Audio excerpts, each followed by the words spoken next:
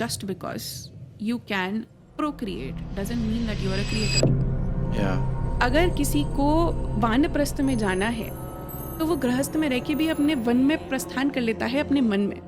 But अगर किसी को गृहस्थ में रहना ही रहना है तो वन में भी गृहस्थी बसा लेता है वो. किसी भी असुर को एक पॉइंट ऑफ टाइम पे अगर वरदान मिला है, सबसे पहले वो विष्णु भगवान के पास भागता है भालू के कि अब विष्णु को उनकी पदवी से हटा दिया जाएगा. क्यों? क्योंकि वो विष्णु ग्रंथि लिटरली अनाहत के उस पॉइंट ऑफ टाइम पे है जहाँ पर आपको उस विष्णु को भी समझना पड़ेगा. तब जाके वो एम्पैथी, कंपैशन, पूरा करुणामय सागर खुलेगा आपके सामने. किसी भी जगह पे ये नहीं लिखा होता कि अटैचमेंट से मुक्त होने का अर्थ होता है कि तुम सांसारिकता से मुक्त हो जाओ. ललिता सहस्त्रनाम में एक बात आती है, कामेश्वर प्रेम रत्न मणि प्रतिपणस्थिनी. अगर आप धीरे धीरे करके योग के पाथ पे चलोगे, अपने आप को अपलिफ्ट करने के पाथ पे चलोगे, तो Durga Saptashati is equivalently good to guide you as Gita.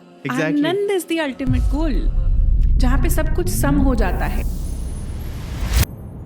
हर कुछ प्रकृति का खेला है, जहाँ पे मल भी काली है और मूल भी काली है. Everything is Kali, everything is bliss. You can be a creator of 10 heads और 1000 heads, that depends on you. हर अक्षर क ख ग ग अंग क्यों डिफर करता है? क्योंकि अगर हम इसमें से अ को हटा देते हैं तो वो ऐसे होता है, और वो क ख कैसे बन रहा है, इसको जानने के लिए असली तंत्र में उतरना पड़ता है.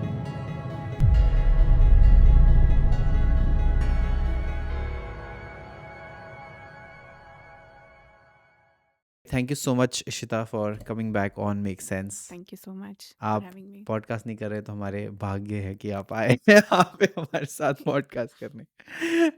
And as usual the topic is going to be around Divine Mother, and but I want to take this different route where मेरे दिमाग में चल रहा है काफ़ी टाइम से कि people, because of the surge of this content everywhere, there is a section of people who are saying that who is going to use this ancient old knowledge with respect to the developments that's happening like AI, you know, AGI and all of that. जिस speed से हम जा रहे हैं आगे, although हम darkness की तरफ ही जा रहे हैं, but कौन कितनी तेजी से जाएगा डार्कनेस की तरफ. हाँ, तो उसमें ये है कि आप ये कैसी पुरानी बातें कर रहे हो, या ये कैसी आप पुरानी स्टोरीज में ही क्यों उलझे हुए हो. There is a notion around this. And when we talk about stories, one of course is a very famous story of Bhagavad Gita which everyone knows, कि सबको ही पता है ऑलमोस्ट कि भगवद गीता क्या है और उसमें कैसे वो है. But at the same time there is this 700 shlokas of Devi Mahatmyam which is the Durga Saptashati. So I would want you to expound on कि how this whole journey of Durga Saptashati, how powerful it is, one, and how we can actually use it for transforming our lives no matter which age we are in. देखिए, सबसे पहले तो सबसे important बात जो establish करना होता है वो ये है कि जब हम भगवत गीता की भी बात करते हैं या फिर सनातन इन जनरल जो वैदिक लिटरेचर की बात हो रही है, उसका प्रेमाइज हमेशा यही है कि आपको पुरुष से पुरुषोत्तम बनाया जाएगा. और पुरुषोत्तम का बनने का मतलब ये नहीं होता कि आप सिर्फ और सिर्फ ध्यान में बैठे रहें और पूरा दिन ध्यान में निकल जाए. आपको अपना बेस्ट सेल्फ अचीव करना है. वो बेस्ट सेल्फ किसी में भी हो सकता है. ब्रह्मा अगर अपना बेस्ट सेल्फ अचीव करेगा तो वो ऊपर जाके रुद्र पे ग्रंथि पे खोल कर ऊपर सदाशिव के पास ही जाएंगे. ब्रह्मा ग्रंथि भी आपके अंदर है, विष्णु ग्रंथि भी आपके अंदर है, रुद्र ग्रंथि भी आपके अंदर है. तो बेस्ट सेल्फ अचीव करना सिर्फ और सिर्फ एक रोल में बंद कर रहना नहीं होता. अपने उस स्वरूप को पाना होता है जिसमें आप सब कुछ कर सकते हो और उसके बाद भी आप कर्मनिष्ठ रहो, कर्म में जुटे रहो. तो जब भी ये वैदिक लिटरेचर की बात है, जो लोग कहते हैं कि अगर आप इसको पढ़ोगे ये होगा वो होगा, सबसे पहली बात क्वेश्चंस नहीं पूछे जा रहे हैं सही तरीके से. इस वजह से साधक को भी नहीं पता है कि शास्त्रों को एग्जैक्टली कैसे धारण करना है और धारण करने के बाद करना क्या है. right. तो गीता भी, मैंने किसी का एक वीडियो देखा था, किसी का बहुत पुराना कोट था कि अगर गीता को सही तरीके से पढ़ाया जाए तो किसी गुरु की आवश्यकता उसको पढ़ाने के लिए लगेगी नहीं. Okay. अगर गीता को सही मायने में पढ़ाया जाए तो मनुष्य अपने पुरुष से पुरुषोत्तम का सफ़र खुद तय कर सकता है, क्योंकि वो समझता है कि आप किस पॉइंट ऑफ टाइम पे कैसे कैसे इन्फ्लुएंस होते रहते हो हर चीज़ों से. हम जब दुर्गा सप्तशती भी पढ़ते हैं, जब गीता भी पढ़ते हैं, तब सही क्वेश्चंस नहीं पूछते हैं. जब गीता में हम कह रहे हैं धर्म क्षेत्र कुरुक्षेत्र, कौन सा क्षेत्र, पर हम जब सुनते हैं तो लोग कहते हैं कि नहीं, ये कुरुक्षेत्र एक ग्राउंड की बात हो रही है जिसके अंदर महाभारत का युद्ध हो रहा है. बट फिर साइमल्टेनियसली लोग ये भी कहते हैं कि जितनी बार हम गीता पढ़ते हैं उतनी बार हमें कुछ नया पता चलता है. क्योंकि 13वें अध्याय में जाओगे तो क्षेत्र का मतलब भी पता चल जाएगा। फिर भगवान तब कहते हैं कि अपने शरीर को समझो, क्योंकि यही क्षेत्र होता है। तो इतने सारे इस वजह से बाइफरकेशंस होते हैं, और इतने ज़्यादा लोगों से ये सुनने को मिलता है कि हम इस नॉलेज का क्या करेंगे। तुम अपना बेस्ट सेल्फ अचीव करोगे, और फिर वही काम जब तुम अपने बेस्ट सेल्फ को अचीव करके करोगे तो शायद से जो तुम आज कर रहे हो और बेस्ट सेल्फ अचीव करने के बाद कर रहे हो उसमें बहुत डिफरेंस हो, प्रोडक्टिविटी में भी, क्रिएटिविटी में भी, हर चीज़ में। जब आप प्रकृति के साथ लय में आओगे, सोचो कितने बड़े क्रिएटर बन सकते हो। अगर आप अभी एक ऐप बना रहे हो और अपने बेस्ट सेल्फ को अचीव करने के बाद एक ऐसा क्रिएटर बनते हो जो कि उसकी हर चीज़ को समझ सके प्रॉबेबली, और उसमें क्या कर सकते हैं, अलग अलग लोगों की विचारधाराओं को उसके साथ लेकर जोड़ सके, तो हम एक ऐसी चीज़ बना सकते हैं जो कि सिर्फ हमारे लिए नहीं, दूसरों के लिए भी बहुत बेनिफिशियल होगी। और वो कब हो सकता है? अपना बेस्ट सेल्फ अचीव करके। और बेस्ट सेल्फ अचीव करने के 1 नहीं, 2 नहीं, 3 नहीं, 4 नहीं, 5 नहीं, 6 नहीं, बहुत सारे रास्ते हैं, और यही सारे सनातन के अलग अलग पाथ हैं। क्या आप अद्वैत सिद्धांत को लोगे, द्वैत को लोगे, पुराणों को समझोगे, उपनिषदों के थ्रू जाओगे, किसी भी तरीके से जाओगे, अपने बेस्ट सेल्फ को अचीव करना is the most important thing.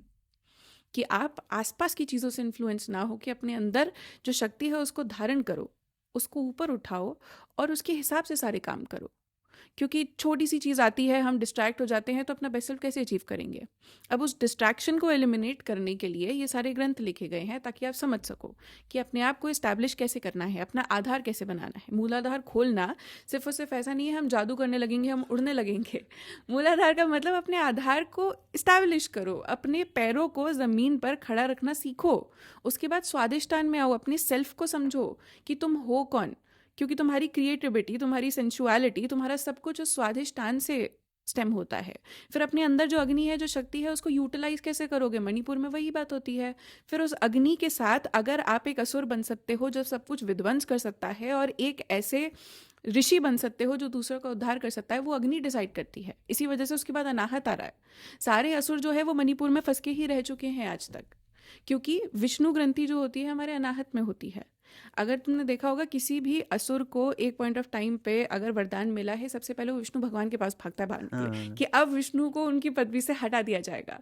क्यों? क्योंकि वो विष्णु ग्रंथि लिटरली अनाहत के उस पॉइंट ऑफ टाइम पे है जहाँ पर आपको उस विष्णु को भी समझना पड़ेगा, तब जाके वो एम्पैथी, कंपैशन, पूरा करुणामय सागर खुलेगा आपके सामने। तो इट्स अबाउट रियलाइजिंग कि आप अपने बेस्ट सेल्फ को धीरे धीरे धीरे धीरे करके कैसे अचीव करोगे, पर आधार बनना सबसे इम्पोर्टेंट है। तो हर स्टोरी, गीता, दुर्गा सप्तशती, शिव पुराण, कोई भी पुराण, किसी भी प्रकार का द्वैत, अद्वैत सिद्धांत, सब कुछ आपको आपके बेस्ट सेल्फ अचीव करवाते हैं। तो अगर कोई पूछे कि एआई में कैसे वो करेगा, तो विज्ञान अपनी जगह है और मनोविज्ञान अपनी जगह है। मनोविज्ञान को समझना, दूसरों की साइकोलॉजी, अपनी साइकोलॉजी, कैसे हर चीज़ किससे स्टेम हो रही है, कैसे हो रही है, अगर उसको समझ लोगे, उसको जब विज्ञान के साथ लेकर आओगे तो कुछ बहुत बड़ा बनेगा।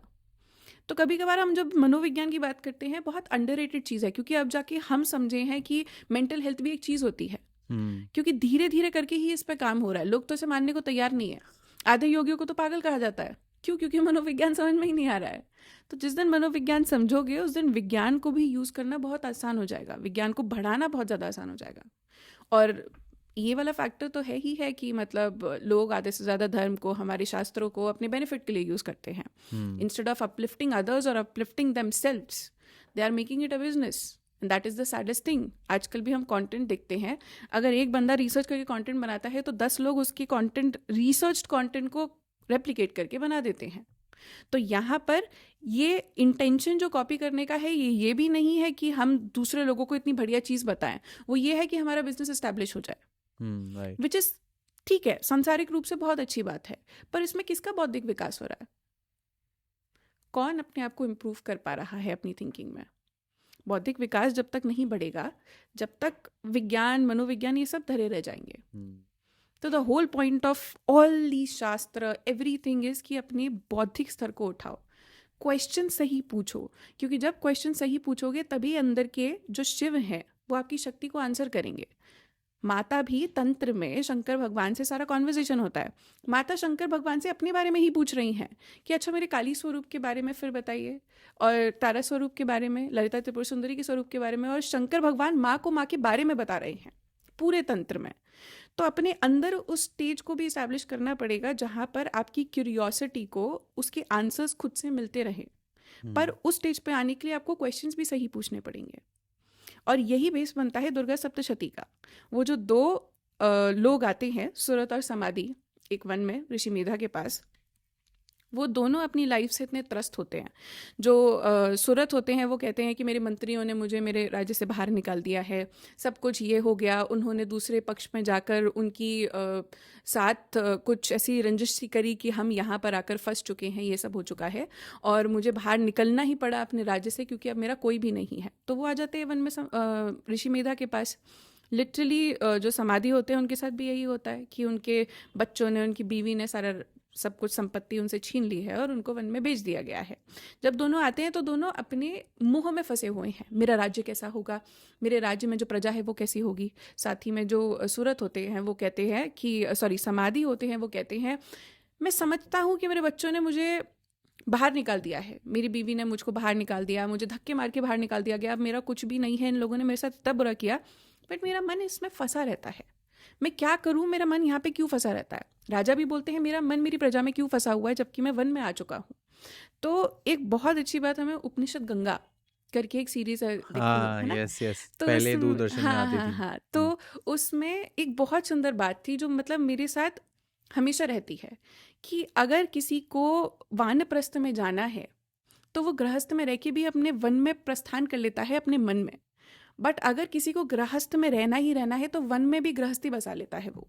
ओह या, मेक सेंस। तो उन लोगों ने लिटरली वन में प्रस्थान कर लिया बट उनकी गृहस्थी में उनका जो मन है वो लिप्त रहा कि क्यों क्यों क्यों क्यों क्यों मैं यहाँ पे। फिर एक दिन ऐसा क्वेश्चन आया जब वो अपने मोह में इतने पागल हो चुके हैं कि उनके पास आंसर नहीं है, फिर वो ऋषि मेधा के पास आए हैं। अब ऋषि मेधा कोई रैंडम ऋषि नहीं है, ऋषि मेधा इज अ ऋषि जो कि एक जानवर को उसकी प्रवृत्ति से उठकर प्रवचन देते हैं और जानवर उनकी बात सुनते हैं।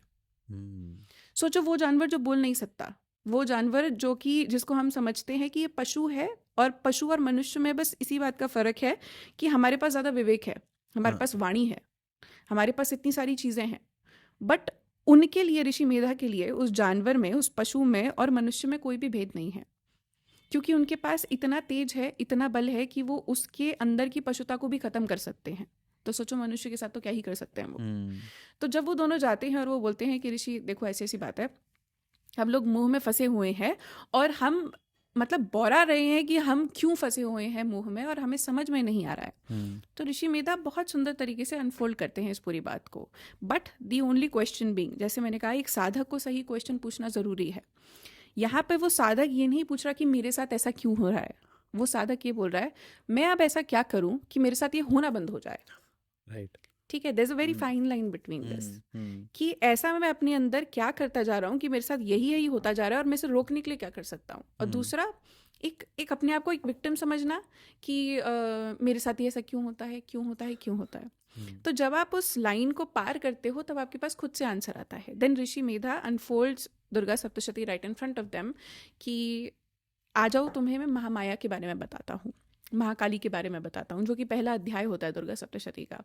उसमें महाकाली की वो कथा होती है कि वो महामाया कैसे विष्णु भगवान को एक निद्रा की स्थान में पहुंचा देती हैं और वहाँ पे विष्णु भगवान सो रहे होते हैं। उनके नाभि कमल में जो कमल है उस पर ब्रह्मा जी बैठे हुए हैं और अचानक से सोते हुए विष्णु भगवान के अंदर से ना मधु और कैटब कान के मेल से निकलते हैं और वो उस कमल की डंडी पर चढ़ चढ़ के ब्रह्मा के पास चले जाते हैं। ठीक है, और जैसे ब्रह्मा जी के पास जाते हैं वो उन्हें खाने लगते हैं। ब्रह्मा जी तुरंत नीचे उतर के आते हैं विष्णु भगवान के पास, उन्हें उठाने का प्रयास करते हैं पर विष्णु भगवान उठते नहीं ऑब्वियसली। तो वैसे ही वो समझते हैं कि विष्णु भगवान अगर नहीं उठ रहे हैं तो उनके पीछे बहुत बड़ा खेला है। तब वो माँ की आराधना करते हैं, माँ की साधना करते हैं कि महामाया तुम जो इस पूरे जगत को बनाती हो, व्याप्त रखती हो अपनी माया के अंदर, कृपया करके मुझे हेल्प करो ताकि ये जो असुर मुझे खा रहे हैं मुझे थोड़ी मतलब राहत मिले, ये क्या कर रहे हैं मेरे साथ। कि महामाया जो है वो विष्णु भगवान को उठाती हुई बाहर निकलती हैं और खड़ी हो जाती हैं। तब जाके विष्णु भगवान देखते हैं कि मधु और कैटब सामने खड़े हुए हैं और ब्रह्मा जी को खाना चाहते हैं। तो फिर उस टाइम पे विष्णु भगवान अपने हाथों से युद्ध करते हैं उनके साथ। अच्छा, दुर्गा सप्तशती इस मामले में बहुत बहुत बहुत ब्यूटीफुल है क्योंकि उसके अंदर छोटी छोटी ना कोडेड लैंग्वेज दी हुई है, हम्म, और अगर आपने वो मिस कर दी तो आपको एक रैंडम स्टोरी लगती है। या क्योंकि टू थिंक अबाउट इट कि विष्णु भगवान की बात हो रही है, वो 5,000 वर्ष तक हाथ से क्यों युद्ध करेंगे जब उनके पास सुदर्शन चक्र है। राइट, और इंस्टेंटली जब हाथों से युद्ध हो रहा है और मधुकैटभ के अंदर ये एक अभिमान आ गया है कि हमारे से युद्ध करने वाला कोई हमारे सामने है, तो तुम मांगो मुझसे जो वरदान मांगना है। और उस पॉइंट ऑफ टाइम पे विष्णु भगवान कहते हैं कि अगर तुम्हें मुझे वरदान देना है तो तुम मुझे ये वरदान दो कि तुम्हारी मृत्यु मेरे हाथों से हो। और उसी टाइम पे महामाया कुछ ऐसी माया रचती है कि उन लोगों को आसपास हर जगह पानी दिखता है, हम्म, हर जगह पानी दिखता है उन दोनों असुरों को, क्योंकि सागर की बात हो रही है, उसके बीच में ही तो विष्णु या भगवान सो रहे हैं। जब पानी दिखता है तो वो जो दो असुर हैं वो कहते हैं कि ठीक है ऐसा ही हो, बट हमारी मृत्यु उस स्थान पर हो जहाँ पर पानी ना हो, सूखी जगह पे हो। अचानक से विष्णु भगवान के पास एक सुदर्शन चक्र आता है, वो अपनी जंघा पर उन दोनों को रखते हैं और मार देते हैं। अब नॉर्मल व्यक्ति इस कथा को सुनेगा तो उसको नॉर्मल एक्सप्लेनेशन भी ऐसा ही दिया जाएगा कि नहीं नहीं, विष्णु भगवान जो हैं वो ऐसे हैं, वो ये हैं, और उन्होंने सुदर्शन चक्र इस वजह से, क्योंकि लीला होती है ये। बट एक्चुअल में लीला नहीं है ये एक बहुत ही सिंपल मनोविज्ञान का कंसेप्ट है कि जब एक व्यक्ति अटैचमेंट से ग्रस्त होता है और जब वो अटैचमेंट में अंधा होता जाता है तो उसको सिर्फ दो चीज़ें होती हैं। एक भय होता है कि जिस चीज़ से मुझे अटैचमेंट है वो मुझसे छूट ना जाए, और एक अहंकार होता है कि ये चीज़ मुझसे अटैच्ड है या मैं इससे अटैच्ड हूँ, ये मेरी है। तो ये जो भय और अहंकार है, ये जो प्राइड है और ये जो फियर है किसी चीज़ से एसोसिएटेड, यही वो मधुकैटभ होते हैं। ओके, और वो मधुकैटभ आपको खाने के लिए तत्पर रहते हैं, क्योंकि जब हम योग की जर्नी शुरू करते हैं सबसे पहले क्या बोला जाता है, मूलाधार के नीचे भी ब्रह्मा ग्रंथि होती है। ब्रह्मा ग्रंथि जब खुलेगी तभी मूलाधार सशक्त कर पाओगे। ब्रह्मा ग्रंथि बेसिकली ब्रह्मा जी की पोजीशन है as a creator. First you need to realise कि just because you can procreate doesn't mean that you are a creator. Yeah ठीक है, क्योंकि एक रिस्पॉन्सिबल प्रोक्रिएशन ही एक क्रिएटर, असली क्रिएटर की पहचान होती है। पर just because we think we can, we do it and we think कि हम एक क्रिएटर हैं, नहीं, ऐसा नहीं होता। जब तक वो रिस्पॉन्सिबिलिटी हर चीज़ समझ में नहीं आती है तब तक आप ब्रह्मा की पोजीशन पे भी नहीं आ सकते, और उसको ब्रह्मा ग्रंथि खोलने के बाद ही आया जा सकता है, क्योंकि तभी आप अपना आधार सशक्त करते हो। राइट, जब तक वो ब्रह्मा ग्रंथि बंद है, यानी कि हम अपने क्रिएटर होने से अभी वंचित हैं, इस थॉट से वंचित हैं, तब हम कॉन्स्टेंटली अपने सेल्फ को किसी ना किसी से एसोसिएट करते रहते हैं। हम अपने आप को लेबल्स में बांधते हैं कि हम किसी के पुत्र हैं, हम किसी के पति हैं, हम किसी के पिता हैं, हम ये हैं, हम वो हैं, हम ये सारे लेबल्स में ही सब कुछ बीतता है। और वही लेबल्स हमको वो भय देते हैं कि अगर ये हमें छोड़ के चला गया तो क्या होगा, मैं इसका पति हूँ या फिर मैं इसका पिता हूँ। इसी भय में और इसी अहंकार में, इसी मधु में और इसी कैटब में हम फंसे रहते हैं और यही हमें खाते रहते हैं। और that is Madhu Kaitabh going to Brahma ji और उनको खाने का प्रयास करना। ब्रह्मा जी उठाना चाहते हैं विष्णु भगवान को। That is your self trying to move towards Vishnu granthi, क्योंकि विष्णु ग्रंथि भी अभी बंद है। विष्णु ग्रंथि अभी सो रही है, विष्णु भगवान सो रहे हैं वहाँ पे।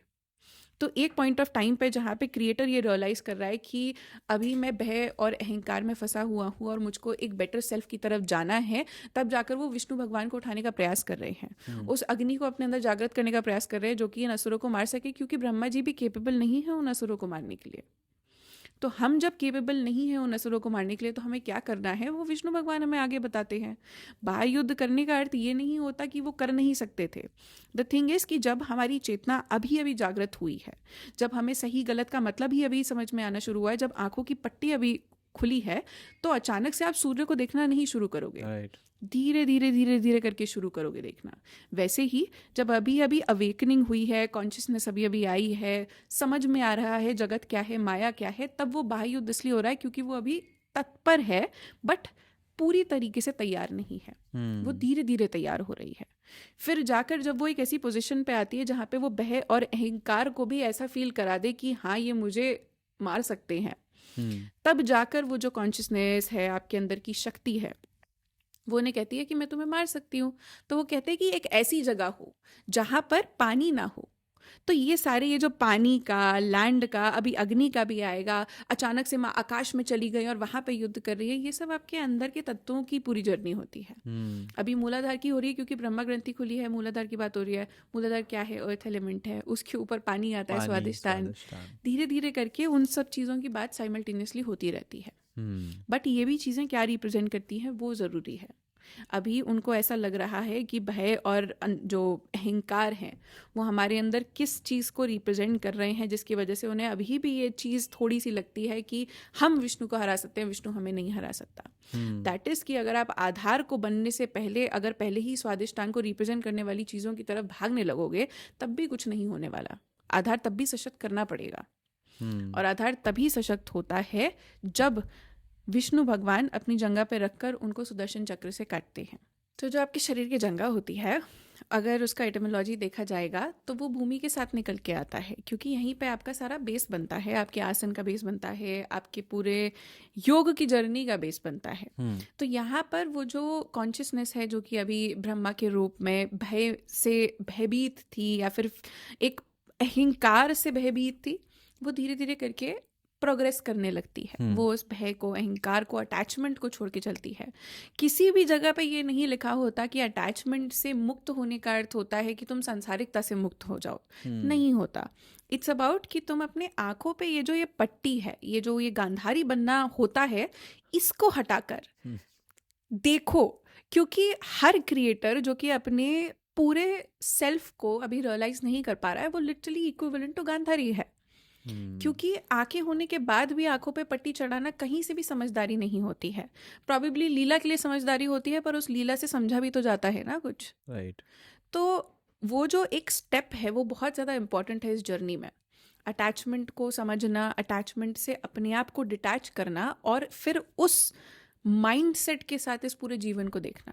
अब दूसरी चीज़ें आती हैं, क्या होता है कि कभी कभार वो माइंडसेट जब लोग एक्सेप्ट कर लेते हैं कि हाँ ये रियलिटी है, तो उसके साथ जो सामंजस्य है वो बिठाना इजी हो जाता है। राइट। पर कभी कभार वो रियलिटी भी बहुत इजीली एक्सेप्ट नहीं हो पाती है, जिसकी वजह से किसी भी प्रकार के एक्शंस हो सकते हैं लोगों के, कुछ भी हो सकता है। काफ़ी लोग रियलिटी नहीं एक्सेप्ट करते, तो वो अपनी आंखों में पट्टी बांध के जीना चाहते तो जी लो, कोई बात नहीं। तो ये जो स्टोरी है ये यही है कि सुरत समाधि, सुरत मतलब आपका शरीर जो कि एक सही डायरेक्शन में जाना चाहता है, क्योंकि रथ आपका शरीर होता है, और जो समाधि है जो कि एक समाधान ढूंढना चाहते हैं, वो दोनों आए हैं ऋषि मेधा के पास अपनी प्रज्ञा को जागृत करने के लिए। तो जब तक जीवन का ये पॉइंट नहीं है कि हमें प्रज्ञा को जागृत करना है, हमें चेतना को उठाना है, हमको अपने अंदर के ब्रह्मा को बचाना है मधु कैटब से या किसी से भी, तब तक इन सब ग्रंथों का कोई पॉइंट नहीं है। तब तक आप स्टोरी पढ़ो, प्रवचन सुनो, अगर कोई चीज़ अच्छी लगे गाने सुनो, एंड ऑफ डिस्कशन। बट अगर यहाँ पे आना है तो सबसे पहला बात यही है कि अपने आप को समझाना पड़ेगा कि अटैचमेंट से तो डिटैच होना ही पड़ेगा, अपनी आइडेंटिटी को समझना पड़ेगा, और उसके बाद उस आइडेंटिटी को भी छोड़ना पड़ेगा। क्योंकि जब हम नेक्स्ट चैप्टर्स में आते हैं, अभी तो महाकाली का एपिसोड आया, क्योंकि 3 चरित्र में बटा हुआ है दुर्गा सप्तशती, महाकाली, महालक्ष्मी और महासरस्वती। महाकाली का एपिसोड ये होता है कि ब्रह्मा जी को उस भय और अहंकार से, जो अपना मधु और कैटब है, उससे दूर हटा के वो आगे लेकर जाती हैं महालक्ष्मी के पार्ट में, जहाँ पर महिषासुर आता है।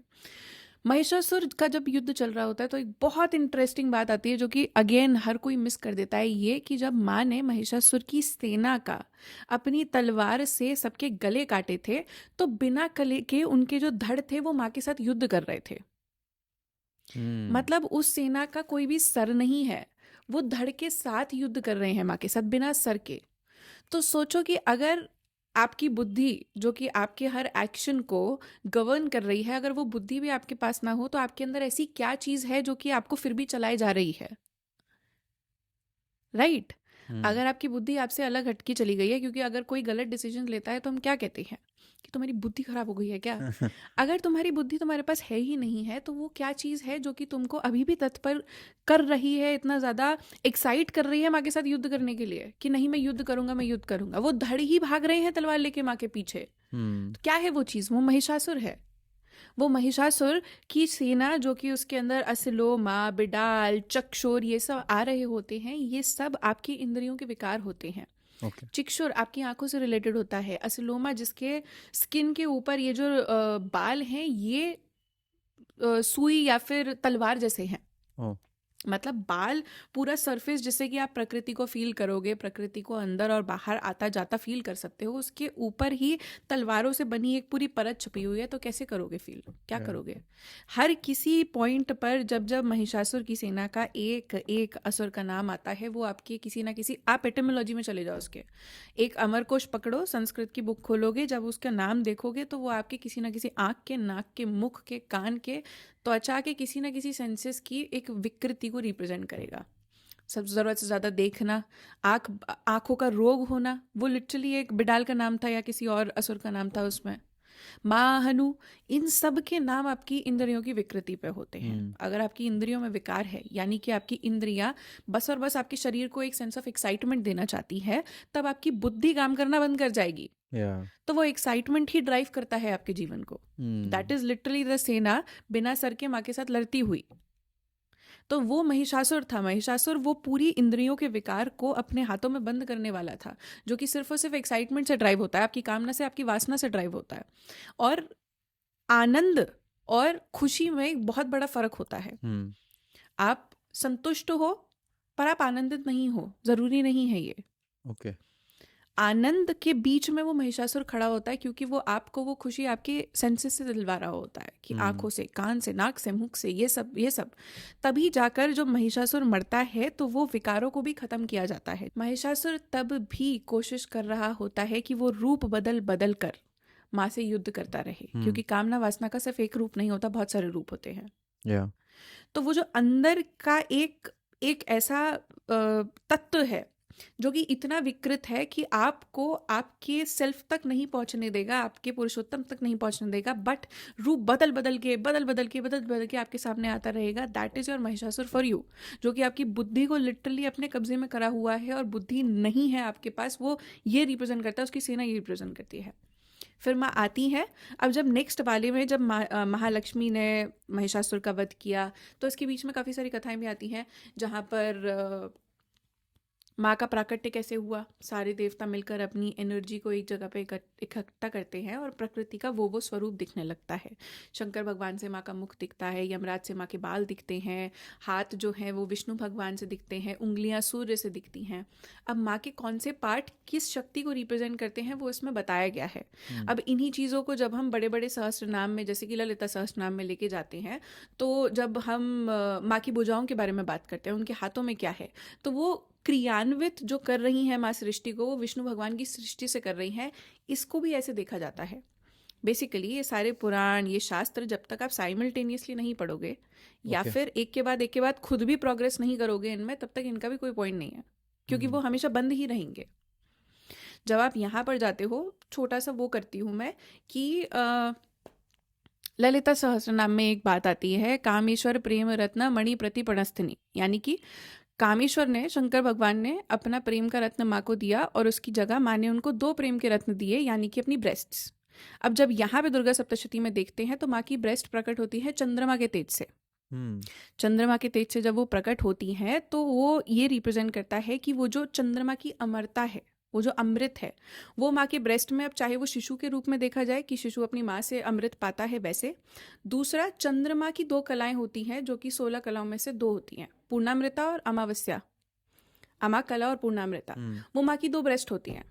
यहाँ पर शंकर भगवान जब अपना प्रेम का रत्न देते हैं, यानी कि सूर्य की अग्नि को देते हैं, तो माँ उसको आपके अंदर धारण करवाने के लिए चंद्रमा का अमृत देती हैं, पूर्णामृता और अमा कला के बीच में जो भी कलाएं होती है अपने ब्रेस्ट से देकर। जब तक हम दुर्गा सप्तशती को सिर्फ और सिर्फ स्टोरीज में देखते रहेंगे, तब तक ये सारे ग्रंथ ऐसे ही बंद रहेंगे। सिर्फ हम यही करेंगे कि हमने रैंडमली गूगल किया कि प्रतिपणस्तनी का मतलब होता है माँ के ब्रेस्ट, हाँ शंकर भगवान ने एक रत्न दिया, माँ के ब्रेस्ट आ गए, end of discussion. But these are like literally the guiding forces. तुम इन्हें समझोगे, तुम्हें अपने अंदर का ब्रह्मांड पता चल जाएगा, तुम्हें अपना मनोविज्ञान पता चल जाएगा। तो जब जब हम इन सब चीज़ों को यूज़ करते हैं, हर एक चीज़ बहुत यूज़फुल है। माँ के बाल किससे प्रकट हो रहे हैं, माँ का मुख किससे प्रकट हो रहा है, क्योंकि वो आपको आपके अंदर के उस तत्व को जागृत करने में धीरे धीरे हेल्प करेगा। इवन माँ के हाथों में जो शस्त्र हैं, माँ किस पर्टिकुलर असुर को, कौन सी विकृति को रिप्रेजेंट करता है और कौन से शस्त्र से उसे मार रही है, ये जो शस्त्र होता है, ये हाथों की मुद्राएं होती हैं, ये आपके शरीर की मुद्रा होती है। जब आप उस मुद्रा को यूज़ करोगे, जो माँ यूज़ कर रही हैं, आप उस विकार को अपने शरीर में ख़त्म कर सकते हो। सोचो अगर आँख जो सबसे चंचल इंद्री होती है, अगर ये आपके कब्जे में आ जाए तो आप क्या कुछ नहीं कर सकते। आपके कान जो दूसरी सबसे चंचल इंद्री है, वो आपके कब्जे में आ जाए तो आप क्या कुछ नहीं कर सकते। और फिर एआई की फील्ड में काम कर रहे हो, क्रिएटिविटी की फील्ड में काम कर रहे हो, कुछ भी कर रहे हो, you will be able to do it much more efficiently. That is the whole point of all this. माँ ने किसी भी पर्टिकुलर टाइम पे ये नहीं कहा है कि मैं यहाँ पर महिषासुर मेरे से युद्ध कर रहा है, मैं जाके कंदराओं में तपस्या करूंगी। माँ नहीं कह रही है बात कि I don't care about all this, I am going to go to kandara and I am going to do all this. Don't नहीं, disturb ऐसा me. कुछ नहीं है। आई डोंट, ऐसा नहीं हो रहा है। हाँ माँ भी यही कह रही है कि यहाँ पर इस क्षेत्र को एक बेटर सेल्फ बनाने के लिए तुम्हें ऐसे ऐसे इसके साथ युद्ध करना पड़ेगा। कभी तुम्हें तलवार हटानी पड़ेगी, कभी तुम्हें बाणों से मारना पड़ेगा, कभी कार करके मारना पड़ेगा, कभी तुमको त्रिशूल से मारना पड़ेगा। हर चीज़ का पर्टिकुलर वो है, और हर चीज़ किसी चीज़ को मतलब रिलेट करती है या सिंबॉलिक होती है किसी चीज़ की। जब आप उस चीज़ को उठा के अपने अंदर देखोगे और उसी को यूज़ करोगे, we get all the answers. Now moving to Mahalakshmi जो है, उन्होंने महिषासुर का वध किया, जो कि बार बार कामना वासना आपके अंदर का वो तत्व है जो कि आपकी बुद्धि को भ्रष्ट करके बैठा हुआ है। जब उसके बाद बात आती है तो अचानक से शुम्भ निशुम्भ की बात आती है। शुम्भ निशुम्भ के जो सेवक थे चंडमुंड, वो महासरस्वती को देखते हैं और महासरस्वती हाँ बोलो। महासरस्वती को देखते हैं और वो कहते हैं कि अरे ये स्त्रियों में इतना सर्वश्रेष्ठ रत्न जो है वो अगर हमारे स्वामी के पास हो तो कितना बढ़िया हो। वो अपने स्वामी को जाके कहते हैं कि स्त्रियों में सबसे सबसे सुंदर रत्न वहाँ पर है, आपको उसे प्राप्त कर लेना चाहिए क्योंकि आपने लिटरली सारे रत्नों को प्राप्त कर लिया है। तो धीरे धीरे करके ये जो जर्नी है वो ऊपर की तरफ बढ़ रही है। अभी अभी जो महालक्ष्मी वाला केस था उसमें हमारी विष्णु ग्रंथि खुली है, बट अब जो तीसरा अध्याय होता है, तीसरा चरित्र हमें लेके जाता है हमारी रुद्र ग्रंथि के पास, जहाँ पे हमारे सारे विकारों को खत्म कर दिया जाएगा। हमारे चंड मुंड आएंगे, मुंड कट रहे हैं, अंदर की चंडता खत्म हो रही है, रक्त बीज जो है, सब कुछ आपकी रुद्र ग्रंथि पे फोकस होता है और वही समझते हैं हम। जब शुम्भ निशुम्भ कहते हैं कि अगर सुग्रीव को भेजते हैं कि तुम मान जाओ वरना मतलब हम तुम्हें तुम्हारे केशों से घसीट के भी ले जा सकते हैं, मैं कहती ले जाओ, क्या रोक रही हूँ मैं तुमको। बस मैंने ये एक कंडीशन रखी है कि मुझे जो परास्त कर देगा, मेरा जो अहंकार खत्म करेगा, उसको मैं धारण करूंगी अपने पति के स्वरूप में, उसका पानी ग्रहण करूंगी। तो अब देख लो तुम, मेरी यही शर्त है। वो जब जाता है तो फिर वो गुस्से से कि शुम्भ निशुम्भ भेजते हैं अपने इसको धूम्रलोचन को। अब धूम्रलोचन क्या है? धूम्रलोचन आपके बस और बस और बस, ये जो हम वो गांधारी वाली बात कर रहे थे ना, आपका गांधारी बनना होता है but on a yogic level. आपके ध्यान में जितनी भी प्रकार की चीज़ें आपको आपके सामने दिखती हैं वो सब माया होती हैं, राइट? अगर माँ भी एक रूप में प्रकट हो रही है, वो भी एक माया ही है आपके सामने। जब जब आप किसी भी प्रकार की माया में, चाहे अपने अंदर या बाहर फंसोगे, वो धूम्र लोचन का काम होता है। आपकी आंखों के लोचन के आगे धूम्र प्रकट करना। वो धूम्र किसी भी चीज़ का फॉर्म रख सकता है और माँ उसे हूंकार मात्र से भस्म करती हैं, क्योंकि हूंकार आपके शरीर का वो चैनल होता है जहाँ पे वो जो ये सारी ध्यान में धुआं प्रकट होता है, उसका पूरा चैनल होता है, जो कि आपके हृदय से जाता हुआ पूरा वाम नेत्र में एंटर करता है, गांधारी नाड़ी में एंटर करता है। अब ऑब्वियसली एक पॉडकास्ट में मैं नाड़ी, योग, ये सब एक साथ नहीं कर सकती, मास्टर क्लास नहीं हो सकती, but for people who are on this marg, this is a very crucial thing to realise कि these are not just stories. धीरे धीरे करके आप योग के पाथ में आगे बढ़ोगे तो वो चीज़ें आप अपने शरीर के अंदर देख सकते हो, क्योंकि यही आपका मंदिर है। आप किसी भी मंदिर में चले जाओ, इस शरीर के साथ ही तो जाओगे, है ना? अगर आप शरीर के अंदर हो, अगर आप एस्ट्रल लेवल पे भी ट्रैवल करना सीख लो तो वो शरीर के थ्रू ही तो एस्ट्रल लेवल पे कर सकते हो, क्योंकि आपके पास एक माध्यम है। तो शरीर को समझना बहुत ज़्यादा इम्पॉर्टेंट है। ये सारी कथाएं अपने आप ही शरीर के अंदर प्ले होती हुई नजर आ जाती हैं। धूम्रलोचन इज लिटरली द धुआं that creates all the Maya right in front of you. आज मुझे ये दिखा ध्यान में, आज मुझे वो दिखा ध्यान में, ये हुआ वो हुआ, वो हो ये हुआ, साधना जो है उसमें बंद कर रह जाती है। एक दिन वो धुआं जब खत्म हो जाएगा, गलती से आपने धूम्रलोचन का वध कर दिया अपने अंदर और वो धुआं खत्म हो गया, फिर आपको धूम्रलोचन की याद आएगी कि वो चीज़ें मुझे दिख क्यों नहीं रही हैं, मैं अब क्या करूँ। हर साधक के साथ होता है, it's very normal. I teach so many people and it's very normal, बहुत नॉर्मल क्वेरी है ये किसी भी साधक के लिए कि पहले मुझे माँ का स्वरूप दिखता था अपने सामने, बट अचानक से दिखना बंद हो गया है। क्या मैं कुछ गलत तो नहीं कर रहा हूँ कि माँ ही गायब हो गई है? वो माँ नहीं थी, वो माया थी, वो माँ की ही माया थी। ये नहीं कह रहे कि आपके ऊपर माँ की अनुकंपा नहीं है, बट माँ की माया है, और माँ भी आपको माया में धीरे धीरे करके ऊपर बढ़ाएंगी ही बढ़ाएंगी ना, क्योंकि आप उस पाथ पे चल रहे हो। धूम्रलोचन के बाद चंडमुंड आते हैं, रक्त बीज आते हैं। चंडमुंड के बारे में एक बात समझना बहुत बहुत बहुत इंपॉर्टेंट है कि माँ अपने हाथ में मुंड ही क्यों लेके खड़ी होती हैं। ठीक है, उनके अगर बेल्ट हाथों की कटी हुई, माँ काली के सेंस में देखते हैं कि कटे हुए हाथों की बेल्ट है माँ के कमर में, पर उनके हाथ में वो मुंड ही क्यों है? दैट मुंड इज, वाई इज दैट मुंड सो इम्पॉर्टेंट? भैरव के पास भी मुंड है, माँ के पास भी मुंड है, इतने सारे स्वरूपों में मुंड ही मुंड चल रहे हैं, क्योंकि आपके शरीर के जो 9 द्वार हैं, जो नवदुर्गा कहीं गई हैं, वो जो शरीर के 9 दुर्ग हैं, उन 9 दुर्गों में से 7 दुर्ग आपके मुंह पर होते हैं, जिसके थ्रू आप इस प्रकृति को ले रहे हो। अब जब प्रकृति से सिर्फ और सिर्फ मेरे को यही चीज़ देखनी है, मुझे यही चीज़ सुननी है, यही चीज़ सूंघनी है, यही चीज़ खानी है, जब ये सारे जो द्वार हैं ये सिर्फ और सिर्फ कामना वासना पे ही फोकस्ड है, तो अंदर तो चंडता पैदा ही होगी ना। अंदर कुछ सम तो नहीं हो सकता, चंड ही होगा। तो इसी वजह से सबसे पहले मुंड का वध होता है। अंदर की चंडता को करके माँ मुंड को काटती हैं, क्योंकि इस द्वार को, इन दुर्गों को सशक्त करना बहुत ज़्यादा इम्पॉर्टेंट है। और नीचे के दुर्ग तो पहले ही ठीक हो चुके होते हैं। जब हमने मूलाधार की बात करी तो मधु और कैटभ, नीचे के 2 द्वार हो गए ठीक।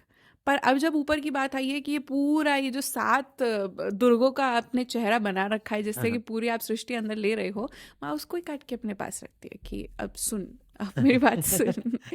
अब जो अंदर जाएगा वो मैं डिसाइड करूंगी। दैट इज चंडन मुंड फॉर यू। उसके बाद भी जब बीच की प्रकृति होती है, जहाँ पर आप अपने अंदर उस शक्ति को उस तरीके से यूज नहीं कर पा रहे हो जिस तरीके से वो मेंट है, वो आपके लिए रक्त बीज होता है। उसके लिए हर प्रकार की मात्रिका वहाँ पे प्रकट होती हैं, 8 दिशाओं की, 8 विद्याओं की, जो धातु होती है उनकी, हर चीज़ की मात्रिका रिप्रेजेंट करने वाली वहाँ पर प्रकट होती है। पर फिर भी वो रक्त बीज को मार नहीं पाती हैं। रक्त बीज को इसी तरीके से मारा जा सकता है कि उस बीज को अपने अंदर धारण करके, क्योंकि वो बीज आपके अंदर का बीज है। वो सिर्फ एक पुरुष या फिर एक स्त्री के अंदर का बीज नहीं है, वो आपके अंदर का बीज है, जो कि आपको शिव भी बनाता है और शक्ति भी बनाता है।